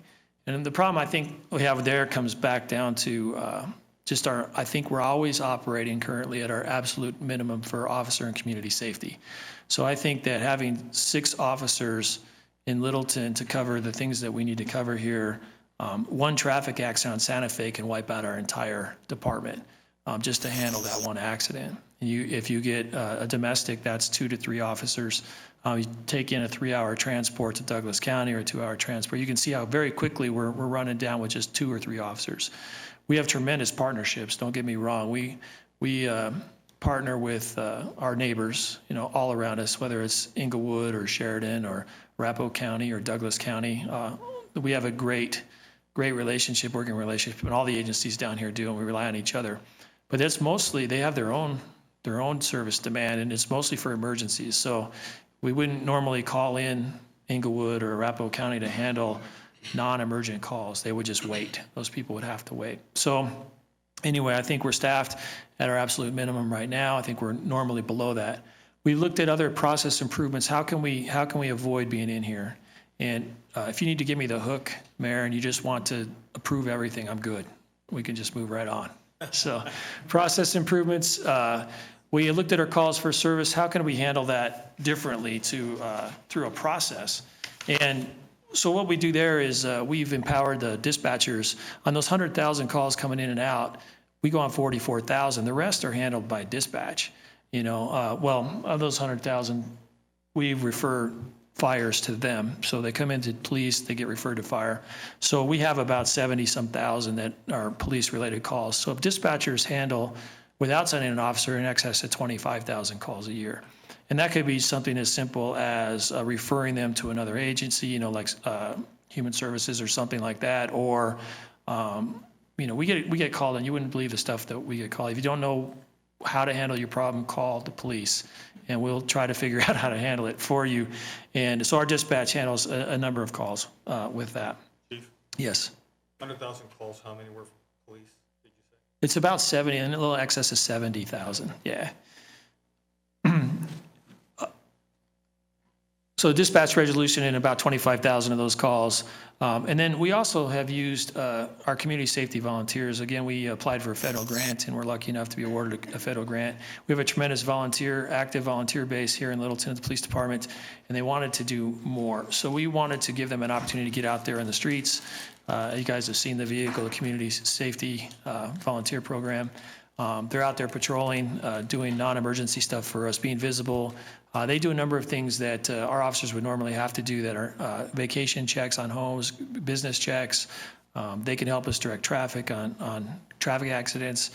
They help us on major events, special events where we would normally have to have an officer block an intersection. We can use these folks, and they're a tremendous asset to us. They save us hundreds of hours of call time through their volunteer activities.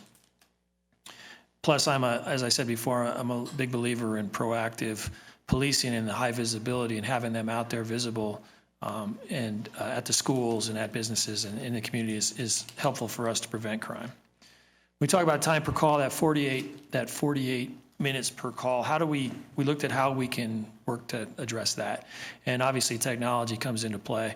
We're trying to transition some of our patrol units to use tablet devices instead of the big clunky laptops that we like. We're getting a lot of resistance from the officers because cops hate two things, right? Change and staying the same.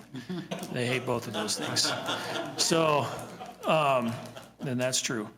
So the thought there is that, you could take a tablet device to a call, let's say a burglary.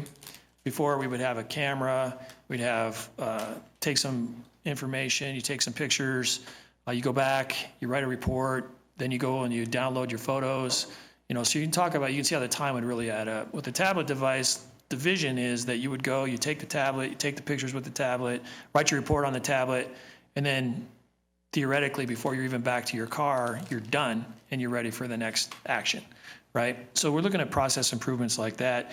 We're integrating those technologies into what we do, and it's constant. And the issues there too become, when you talk about burnout and hours worked, there's also technology burnout for our personnel too. We don't want to overdo it, but I told them, and they just know they're going to have to live with it. We're going to move forward on technology because we just have to. We got to stay up. Another thing is the neighborhood offices. When time per call, one thing I really don't want our officers to do is be reactionary. I want them to go out and be capable to write the reports in the field, whether that's in their car or if they have a little bit more complex report and they want to do it on in an office. We have 4 neighborhood offices throughout the city where our officers can go and write reports. The newest being at Station 19, which is a really nice facility down there. And so we have the capability to do that there. That would keep them out there on the street, their cars parked even at the neighborhood offices. We have one at Wells Fargo over at Littleton and Broadway, and then we have one over at another bank over here off of Lowell. And then we have one down at Aspen Grove, Station 19 as well. So when those cars are out there, even parked unattended, while the people are in there writing the report, that's a visible police car at a commercial establishment. It's helpful. Talk about service population. What do we do there? We rely on our community partnerships a lot. Working with other agencies, we train with and actually share resources with Greenwood Village Police Department on crime scene investigation and management. We had originally, we still have 2 crime scene techs that have basically 3 jobs. They're lab people, they're crime scene techs, and they're evidence custodians. But when we are a 24/7 police agency, that means 2 people are on call, half of that time, so to respond to an emergency. So we thought that was not a good idea considering the stress. So how do we deal with some of that without just saying I need another crime scene tech? Partner with Greenwood Village and we share resources now. So we have 4 people that we share. And so we took half of that burden off of them. So we may be processing scenes with Greenwood Village crime scene techs, and they may be processing them with ours, depending upon the call-out schedule. But took a tremendous call-out burden off of those folks. We also partner with the feds, federal agencies. We have members assigned to task force. I'm a fan of task forces to an extent, keeping in mind that that's a Littleton resource that we're sending that may be involved in investigations in other areas. But when we need them to come to us, we have a lot of resources that are thrown our way. One of our most interesting ones is we have a full-time detective assigned to a Rocky Mountain Regional Computer Forensics Lab. So when we talk about technology and digital evidence, this person takes 3 years to train them to become certified to be a tech in that lab. Our detective, Ken Hicks, received a certification last year. Where that comes into play is we can go months and months without maybe our detective ever touching a Littleton case maybe. But then we go with a case like we have with the missing person, and we have phones and car computers and laptops and hard drives that we need assessed, and they throw not only our detective, but the entire team takes it on as a priority case. And amazing resource. We would never be able to afford this type of technology or resources without being a member of a task force. We also use faith-based partnerships. Mission Hills Church has been a tremendous partner of ours with running or helping us host our academy, junior academies, and things like that. We have ceremonies at their promotional ceremonies at their location, and then also with All Health Network. I want to put a little plug in for our recent partnership with All Health, where we are now started the co-responder program, where we actually will have a mental health professional respond to the call while we are there, rather than doing a referral that they will follow up on later. And that's a national trend that we're just starting. But the goal there, obviously, is to get folks in mental health crisis the services they need right when they're in the crisis, and it's been much more successful. Ultimately, for us, we hope to reduce repeat calls. If that person can get the help they need while we're there, and we can turn them over to the mental health professional, then we think that's successful. Specialization, so we do try to streamline our operations through specialization. We talk about complex crimes, having certain investigators specialize in, while they still have to catch the regular cases too, but we have a specialist in elder abuse, crimes against the elderly. We have crimes against children specialists, basically, and then some other things like that. Some of the more complex crimes, we have folks that specialize in that. It requires more training, but when we get a case, they're more efficient and effective at it than having a detective who doesn't have as much experience in it, spends more time trying to work their way through it. So that's another process improvement we looked at. Legislative and post mandates, we talked about that. Training program efficiencies. When it comes to the national trends, and they're a little bit further down, and what they're expecting and what they're demanding from training, we're ahead of that, really. In what we've done too is static training is not sitting in a classroom for 8 hours and talking about something, and then the next week you have 8 hours on another subject, and then the next week you have 8 hours on another subject. It's great. We ticked all the boxes on what we needed to train on, but how much of that was absorbed? I think we could take, and I know we can take, that 24 hours of training that I just gave an example of. We can run 1 3-minute live scenario-based training in a simulated environment, and we can tick off all those exact same boxes just running through that in 3 minutes, where you would have to walk into a room you get a call of an argument, you walk into a room, there's role players in there, and that scenario could end based on how you react to it. So as the officer, you could walk in and there will be scenarios that we would set up where the officers have no choice. They have to make certain actions. But what we're trying to do is build more realistic-based training, reality-based scenario training, that depending upon how the officer reacts, the role players will react. And you could walk out of there talking to someone and everything's fine, all the way up to and including maybe the use of lethal force. So those types of trainings are more time-consuming to plan and train and put on, but ultimately, at the end of the day, it's an efficiency for us, because if we have 24 hours of mandatory training in different subjects, these scenarios can click off a lot of those boxes, and we can do multiple things at once. And then we also incorporated technology into that so we can give better feedback. We use video. We're using video in our training now. 2 reasons for that. One is I anticipate that there may be a day where we may look at body-worn video here in Littleton. I think it's a community request more than anything else. But it gives our officers a feeling of what that looks like. They're comfortable with it. They see the capacity and capabilities of it. But then it also gives our trainers and the people going through the training immediate feedback on what they did trainers can assess, well, what did you see here? Why did you act this way? What was your assessment? And then we'll look at the video and say, okay, here's what we saw. And, I think it provides tremendously better feedback. Use of leave time, we talked about that. When we do have people go out on limited duty assignments, if they're injured and they can come back to work in limited duty, we put them to work. So we have a lot of work we can do in investigations and records and those types of things where we put our folks to work to help fill those spots. Skip that. Transparency, like I said, we're talking about CALEA accredited. Citizens Academy, I'm really excited to say, I think it's our 34th session it's in right now. Do we know?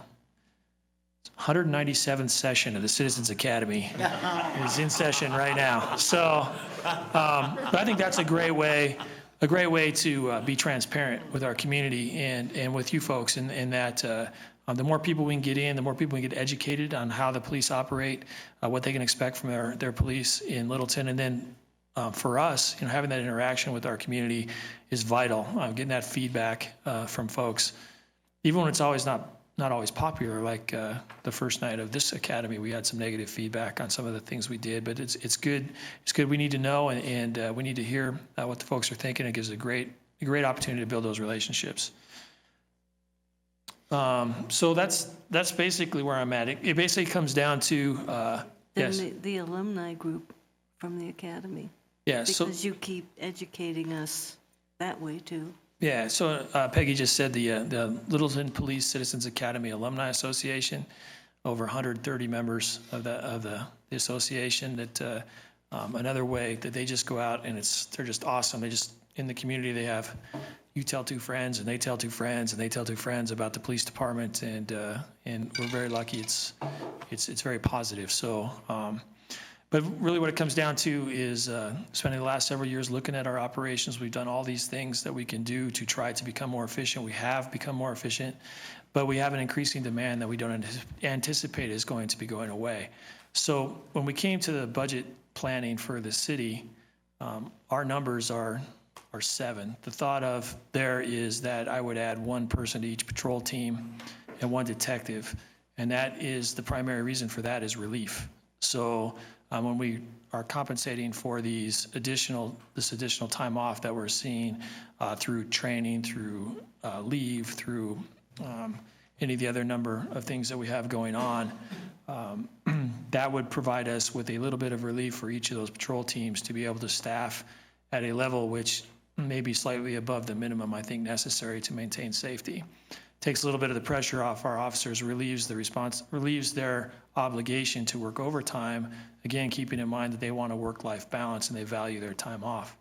So 7 was the number. How we looked at that, and again, being fiscally responsible, 7 is more than the 300,000+ that we're talking about in this budget request, right? We're looking at 4 now and 3 being reassessed in 18. When we talked about that, we had a lot of talks about that. Everybody agrees 7's the number. When I came to the group and when I didn't know how I was going to ask you guys, is I can't just, I wish I could, January 1st and 7 brand new police officers would be out there ready to go. But that's not how that works with us. So what I am really asking for, and I don't know what the budget ramifications are, obviously we know what they are for 4, is the ability to move our authorized strength up to 80. And what that would look like with us is a combination of new hires that go through the academy and have they have 6 months in the academy, 5.5 months in the academy, followed by 14 weeks of field training. So you can see the lag time that we have there. So a combination of that with the ability to hire lateral officers and bring experience into the organization immediately. Laterals, what we'll do is they go into an abbreviated field training, usually around 10 weeks, and then we can adjust it down or up depending upon their level. We don't need to teach them how to be cops. We just need to teach them how to do our processes. So I didn't think it was realistic that I would be able to get to 80 in 2017. Just when you look at our capacity to train, our capacity is limited by the number of field training instructors that we have, and then all these other demands that I've talked to you about this evening. So we really have a capacity to train 5 officers simultaneously. When you add in our regular attrition, our pipeline officers that you have authorized us to do to maintain our staffing, we have a capacity to train 5 simultaneously. So it's a little weirder than, I don't have a master plan that tells me how many I need. We just go with, what has been working for us and what our community expects. And given our reality of how we can get to the number that we think we need, what that would look like and when. So the request before you was the 4 officers, which I think is doable in 2017 and then reassess in 2018. The need is for 7, I think. So what that looks like is kind of laid out before you. Questions? Chief, Yes. if you need 7, you're asking for 4, but you can train 5. How come you're not asking for 5? Well, I have not factored in the folks that are on the pipeline or in current, we're down 3 currently. So, and again, I think I talked about it, but I've been blabbing for so long now, I forgot some of the stuff that I've talked about. You laughed a little hard on that one. Chief Armstrong has everything.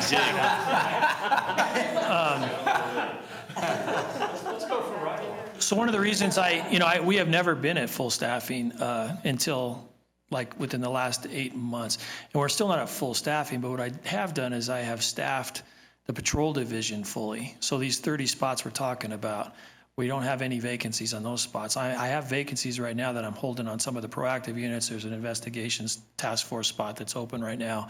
That's where we're holding the vacancies while we have people in the pipeline. We have 3 people in field training right now. I have 2 in the academy. So factoring those folks in, that would give us our 5-ish at any given time. And I don't like to do 5 at one time. That's max, because I was a field training officer at one point in my career too.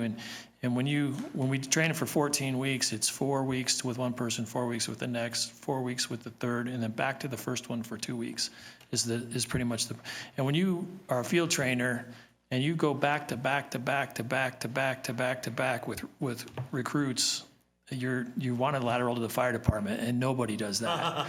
So, yeah. But so that's hopefully that answers your question. So, other questions? Let's go around with any additional questions.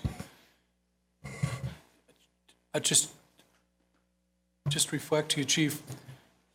There's no doubt you need these people. My own experience and time on. I'm just amazed that you're able to do everything you do with what you have, considering the turnover that you have and the training that you have. And Debbie started to say it, but I think you should move toward this 7 as creatively and as well as you can. We don't do 2-year budgets, but and I'm the one that's talking about the long-term legacy cost of hiring an employee and whether we can handle it. But you really are at a core level of safety, I think. And I think council should give you a little flexibility on how you move into 2018, because you can only get the people when you can get them.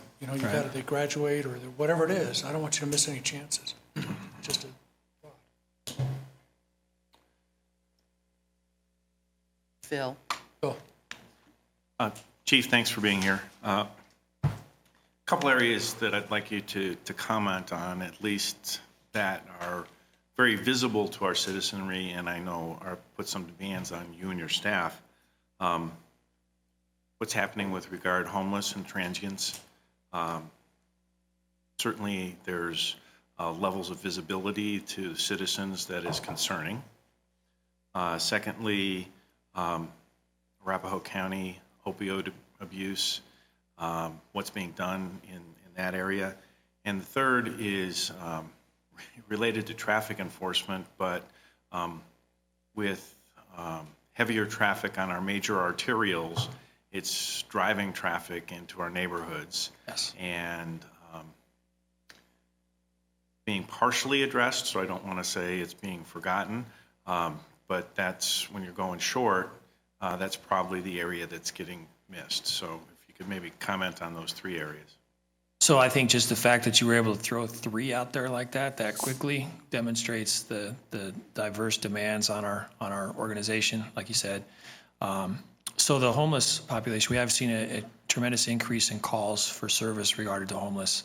And there have been some legislative or court-directed changes in how we can deal with that, specifically with panhandling.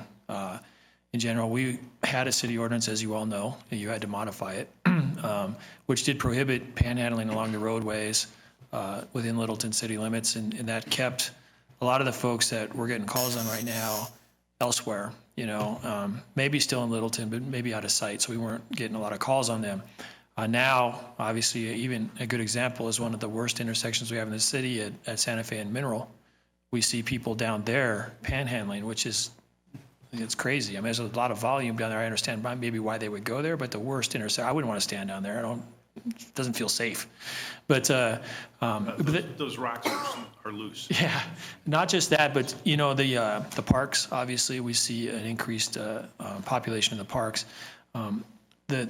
I wish there was an easy answer for that one. Our officers do get called regularly. Our officers will go and contact folks. The folks who are hanging out in Bega Park a lot, they know that woman by name. We talk with them. It's not illegal. We do enforce. We had to also eliminate the camping in the parks ordinance because of court decisions. So those were two tools that we used in Littleton pretty effectively and very respectfully toward the homeless. We weren't getting any complaints from many folks about being mistreated.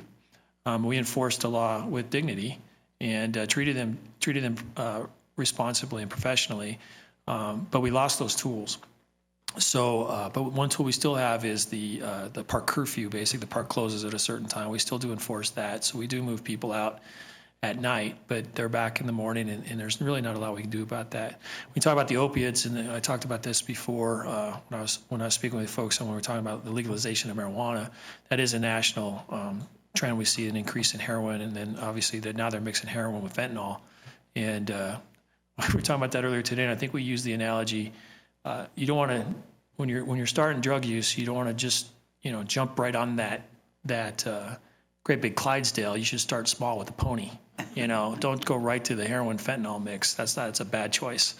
So they're all a bad choice. Don't get me wrong. But you see changes in how departments are working with that too. It used to be only paramedics would come and be able to deliver Narcan, or there's a lot of names for Narcan, which is a chemical you can inject or nasal spray into folks that have overdosed or appear to have overdosed on opiates, and it will reduce or reverse those symptoms and get them the time they need to get to emergency medical. Now those narcotics or those tools are being given to police departments, and officers are able to deliver that. We have not done that here yet. I haven't found enough of a need yet to research. I know Inglewood's seen a real big increase in that, and we have had situations here. But that's another thing where that would be another piece of training and equipment and tools and stuff that we would need to prepare for and be ready to use.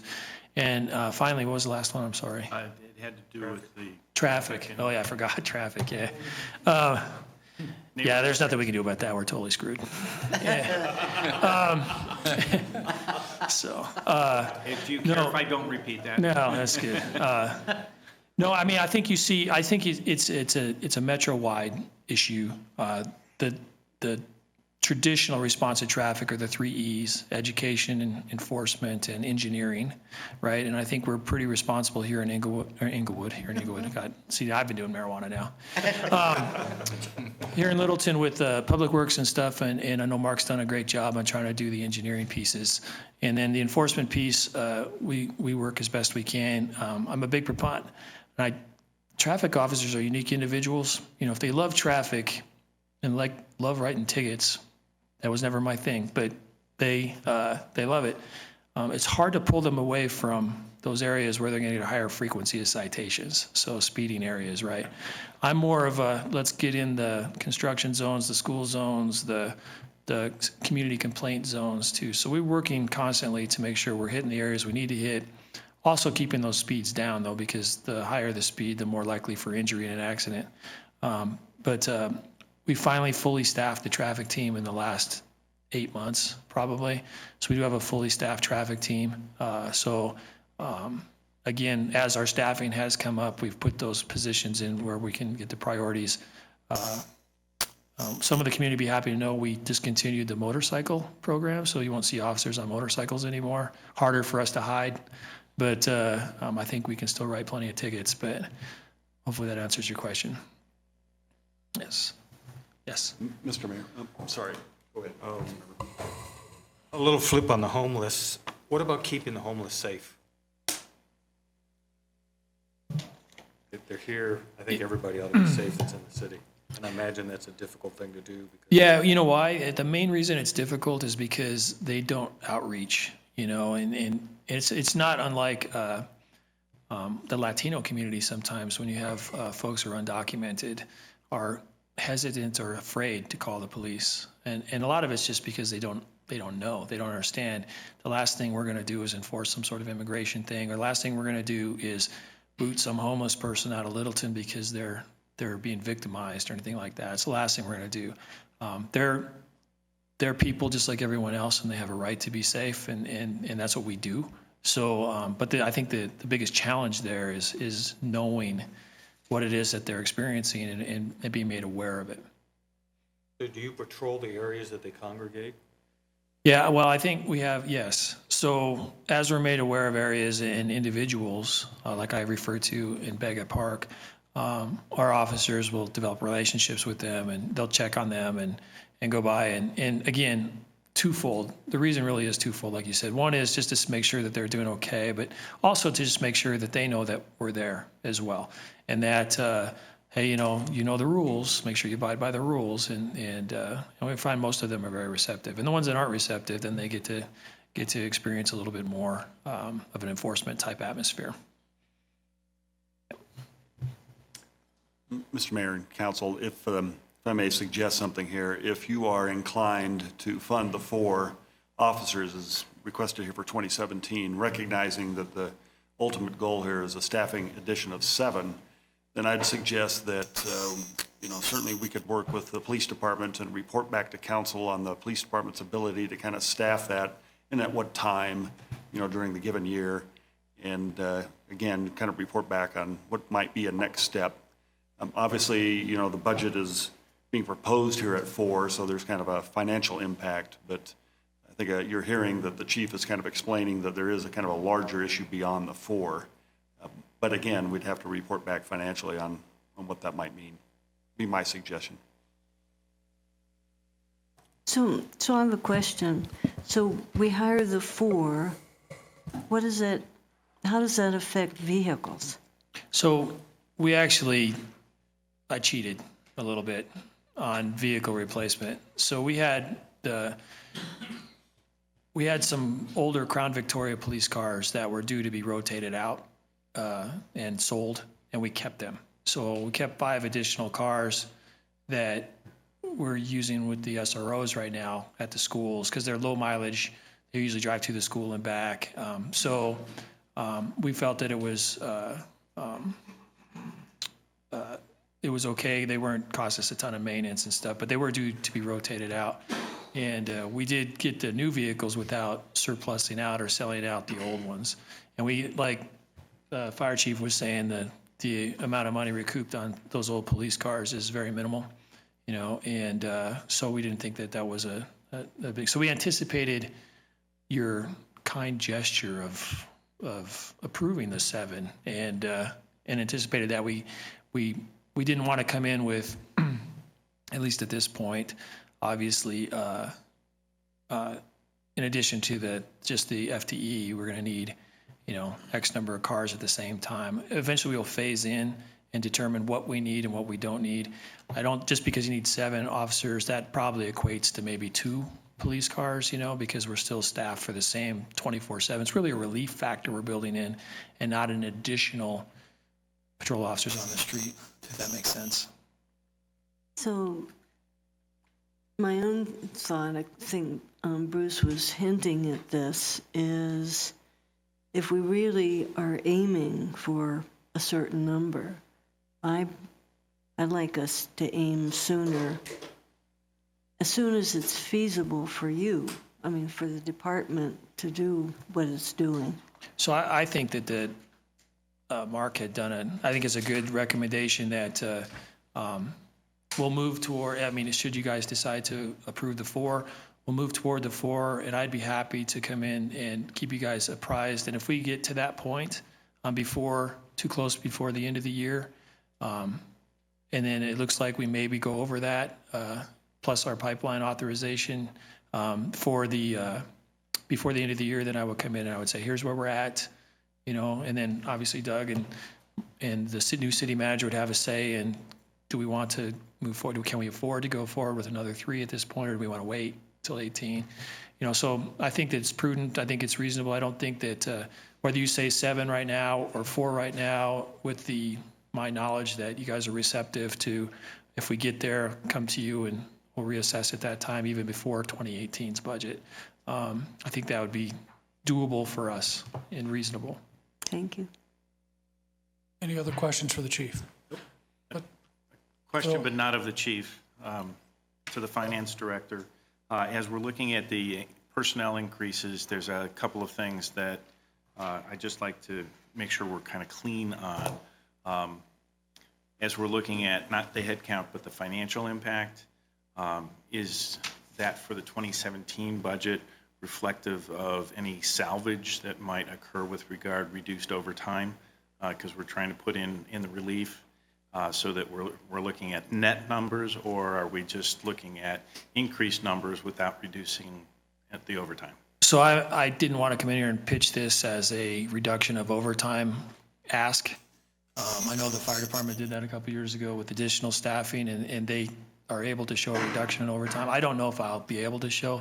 We have so many different variables. I think the fire department overtime, how they generate overtime is a little different than how we do. Ours is based on incident mostly, and then relief factor for filling those necessary cars. I think that with this request, we should see a reduction. It's natural we should see a reduction. I think we're about $200,000 over our budgeted overtime for the last couple of years consistently. So, but our problem is when we get a major case like we have right now, plus a homicide earlier in the year, that can shoot our numbers up ridiculously high very quick. So we always look for efficiencies on that. I think with this staffing request, if we can move up to that number, should provide some relief on that mandatory overtime we're bringing in. I just can't tell you what that would be. I'd be happy to, obviously that's something we'll look at and track and report in the future. If you could include that with the analysis, Yes. that'd be great. Thank you. Should we go around, Debbie? Or do you, this is to see if we support the chief on the request in item 10. Well, I do support it, but I have some, I guess we can figure out the numbers and all, but I just feel like if you need 7, and I get the whole training thing, but you can train 5 simultaneously. I mean, 2018, and then that's another year before they get in.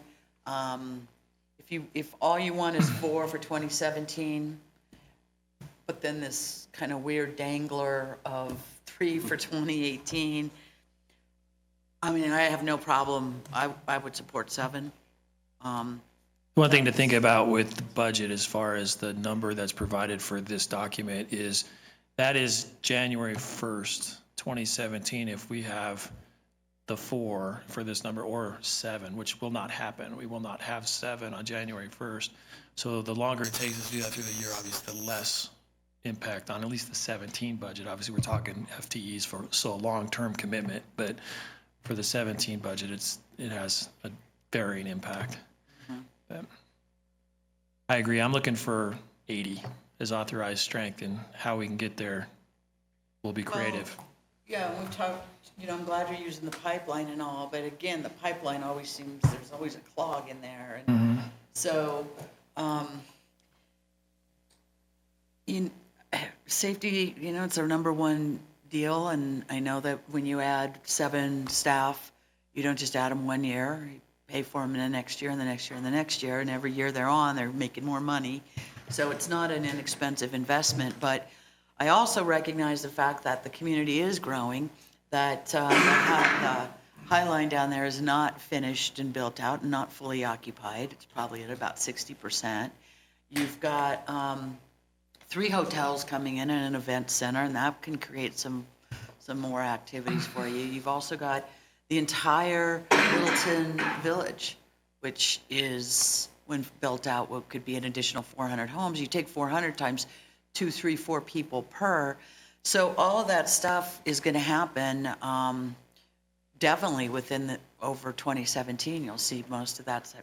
So I just, again, I'm not going to totally approve it and just hope that it's enough.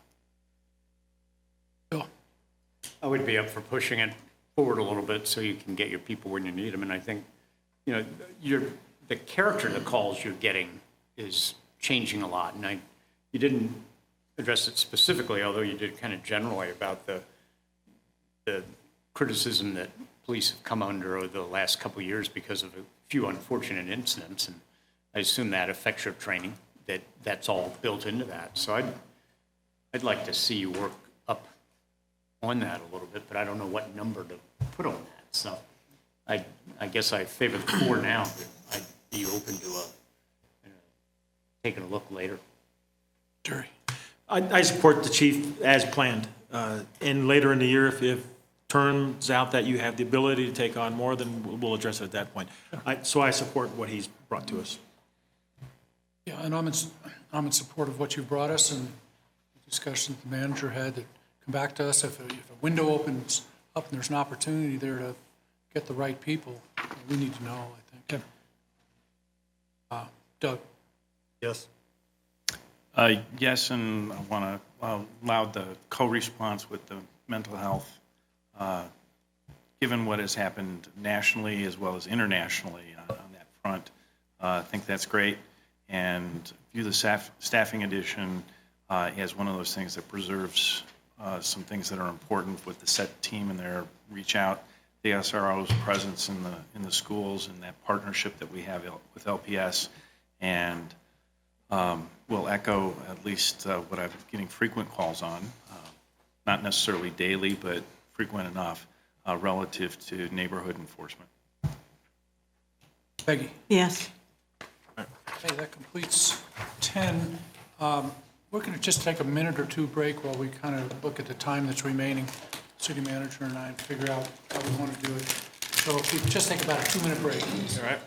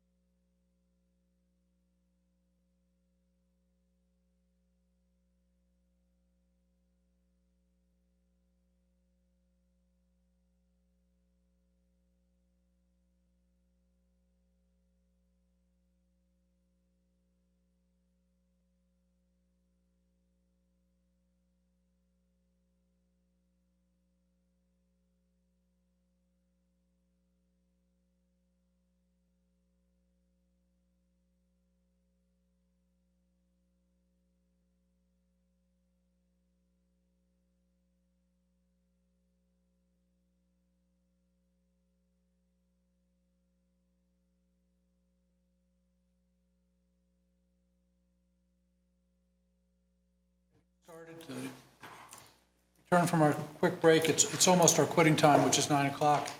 And Mark and I talked, and we think we can manage leaving here on time tonight and still complete issues tomorrow night if a couple things happen.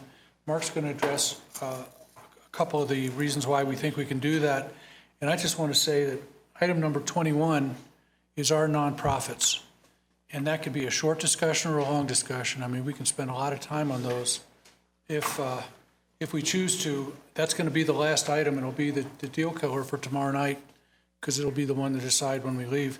I really ask that you do your homework and make your decisions on that. There's the ask that staff has for us in this is to revert maybe back to some previous spending levels of 85,000 or less. 67,000 was the one that they were saying back to, because last year we really did go high. We were up in the 140,000, and I'm not sure that's something that council wants to sustain, but I think if you come to that meeting tomorrow night with a position about the ones that are really important to you and what the staffing level is going to be, then we can move through the discussion faster. So that's my ask for tomorrow. And Mark. So, council, I guess what I'm thinking here is that, if you remember last night, I talked a little bit about taking the public works budget here and specifically look at the 2 utilities and push that out to October. So that kind of leaves, largely kind of the street maintenance building issues there for us to talk about in the operating side. So I do believe it's probably more manageable for us tomorrow night to kind of take that on. Plus, we have community development, library, museum, and a few miscellaneous policy questions kind of related to that. And then we can jump right into the kind of the capital discussion. So personally, I think it's probably pretty manageable for tomorrow night if you're okay with that. I would like to maybe spend just a couple of minutes and do a little preamble here so we can talk about, or get you to think a little bit about kind of the capital, and we're going to talk about kind of the deferred capital is also part of that discussion. So if that sounds okay to you? I prefer So we're to, going to defer it to tomorrow. Yes, we're deferring the deferred. I prefer to take one more thing tonight. You prefer not to deter? I'm okay because I recognize everything is related and would be long unless we wanted to hit community development and library museum or something like that tonight before we leave. But leaving public works and capital for tomorrow sounds fine. To address Peggy's, it would either be community development and or library museum tonight in lieu. Or the special appropriation stuff, the charity stuff. We certainly could do that if that's council's wish. What would you like to do? Spend probably 30 more minutes?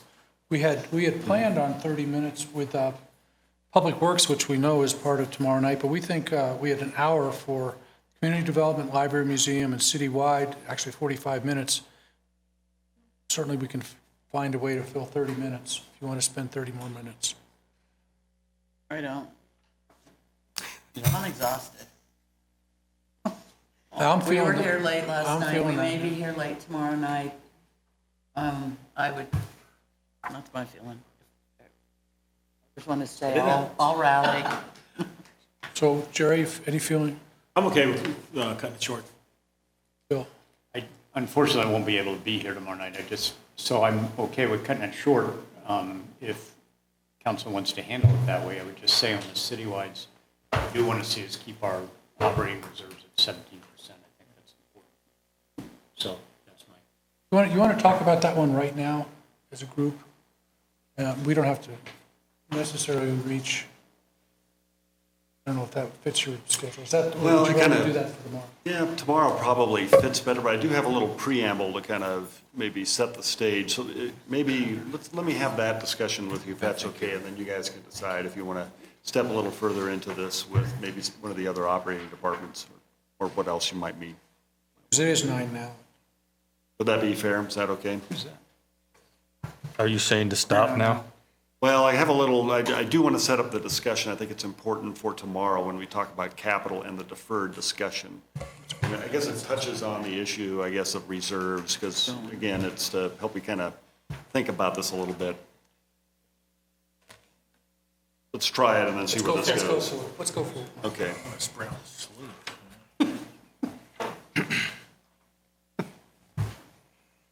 So we're doing what? He's going to set the tone, which he would have to do tomorrow night at the beginning of the meeting. He's just going to do it tonight so we can think on it a little bit and understand what the challenge is. So last night, when we kind of opened the discussion here, we reported to you kind of the long-range, kind of 5-year plan here for the general fund.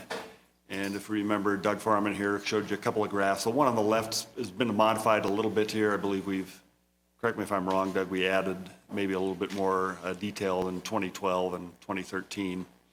So if you remember, a couple of months ago, when we were showing a very similar slide, the operating and the revenue, and the expenditures, those two lines were crossing. So really, the good news that we're showing you here is that the proposed budget is sustainable over the 5 years, and that we do have this, revenue above the expenditures. However, that comes at a cost.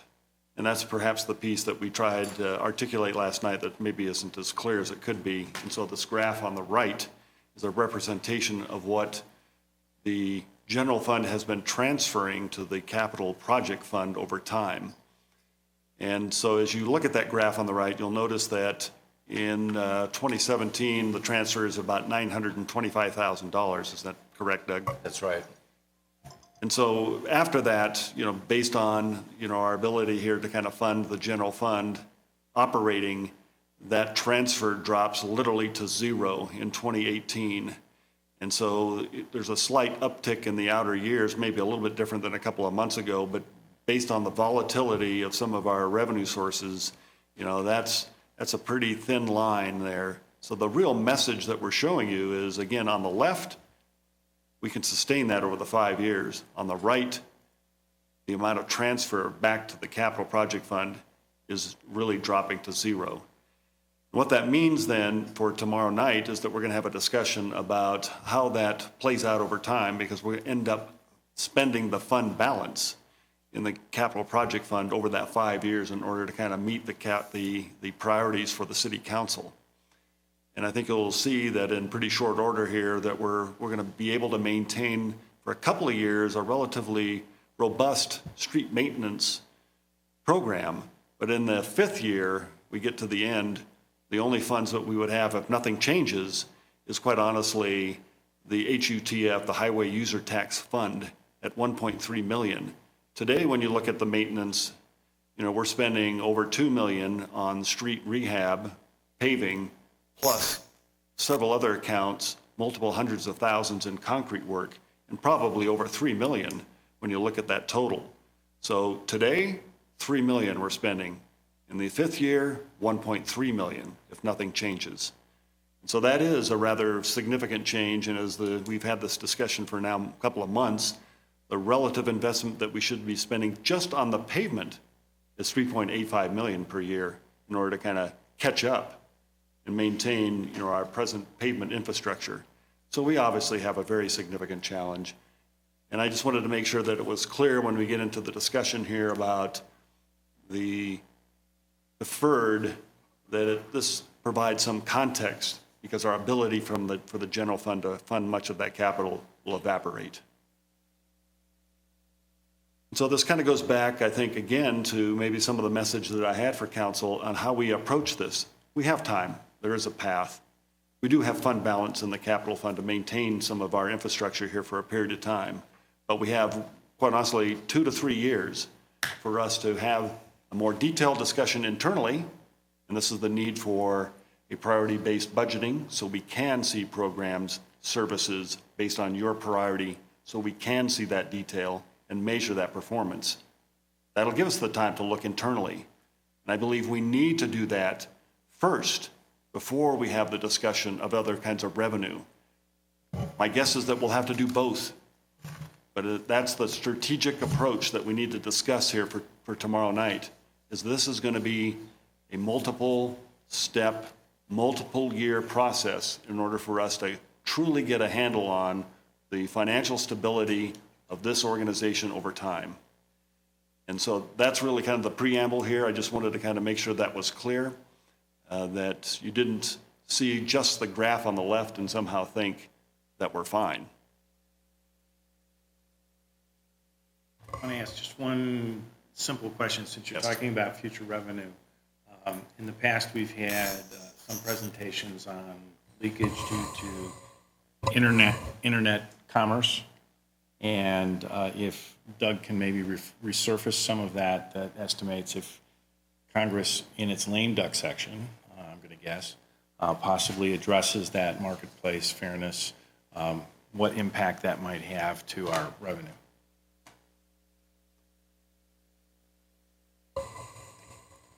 And Doug, you want to address that tomorrow night?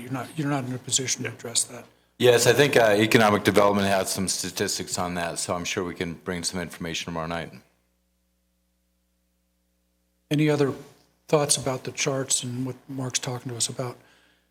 So tomorrow night, when you do your homework for tomorrow night, you'll see that the discussions relate to that.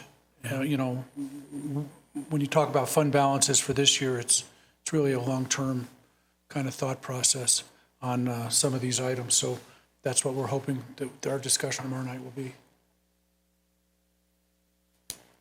Now it's, that got us a little bit further ahead. It's 9:05. I'm willing to go. We ready to go? Ready to go? Okay. Okay. We'll pick it up where we left off tomorrow night. We're dismissed.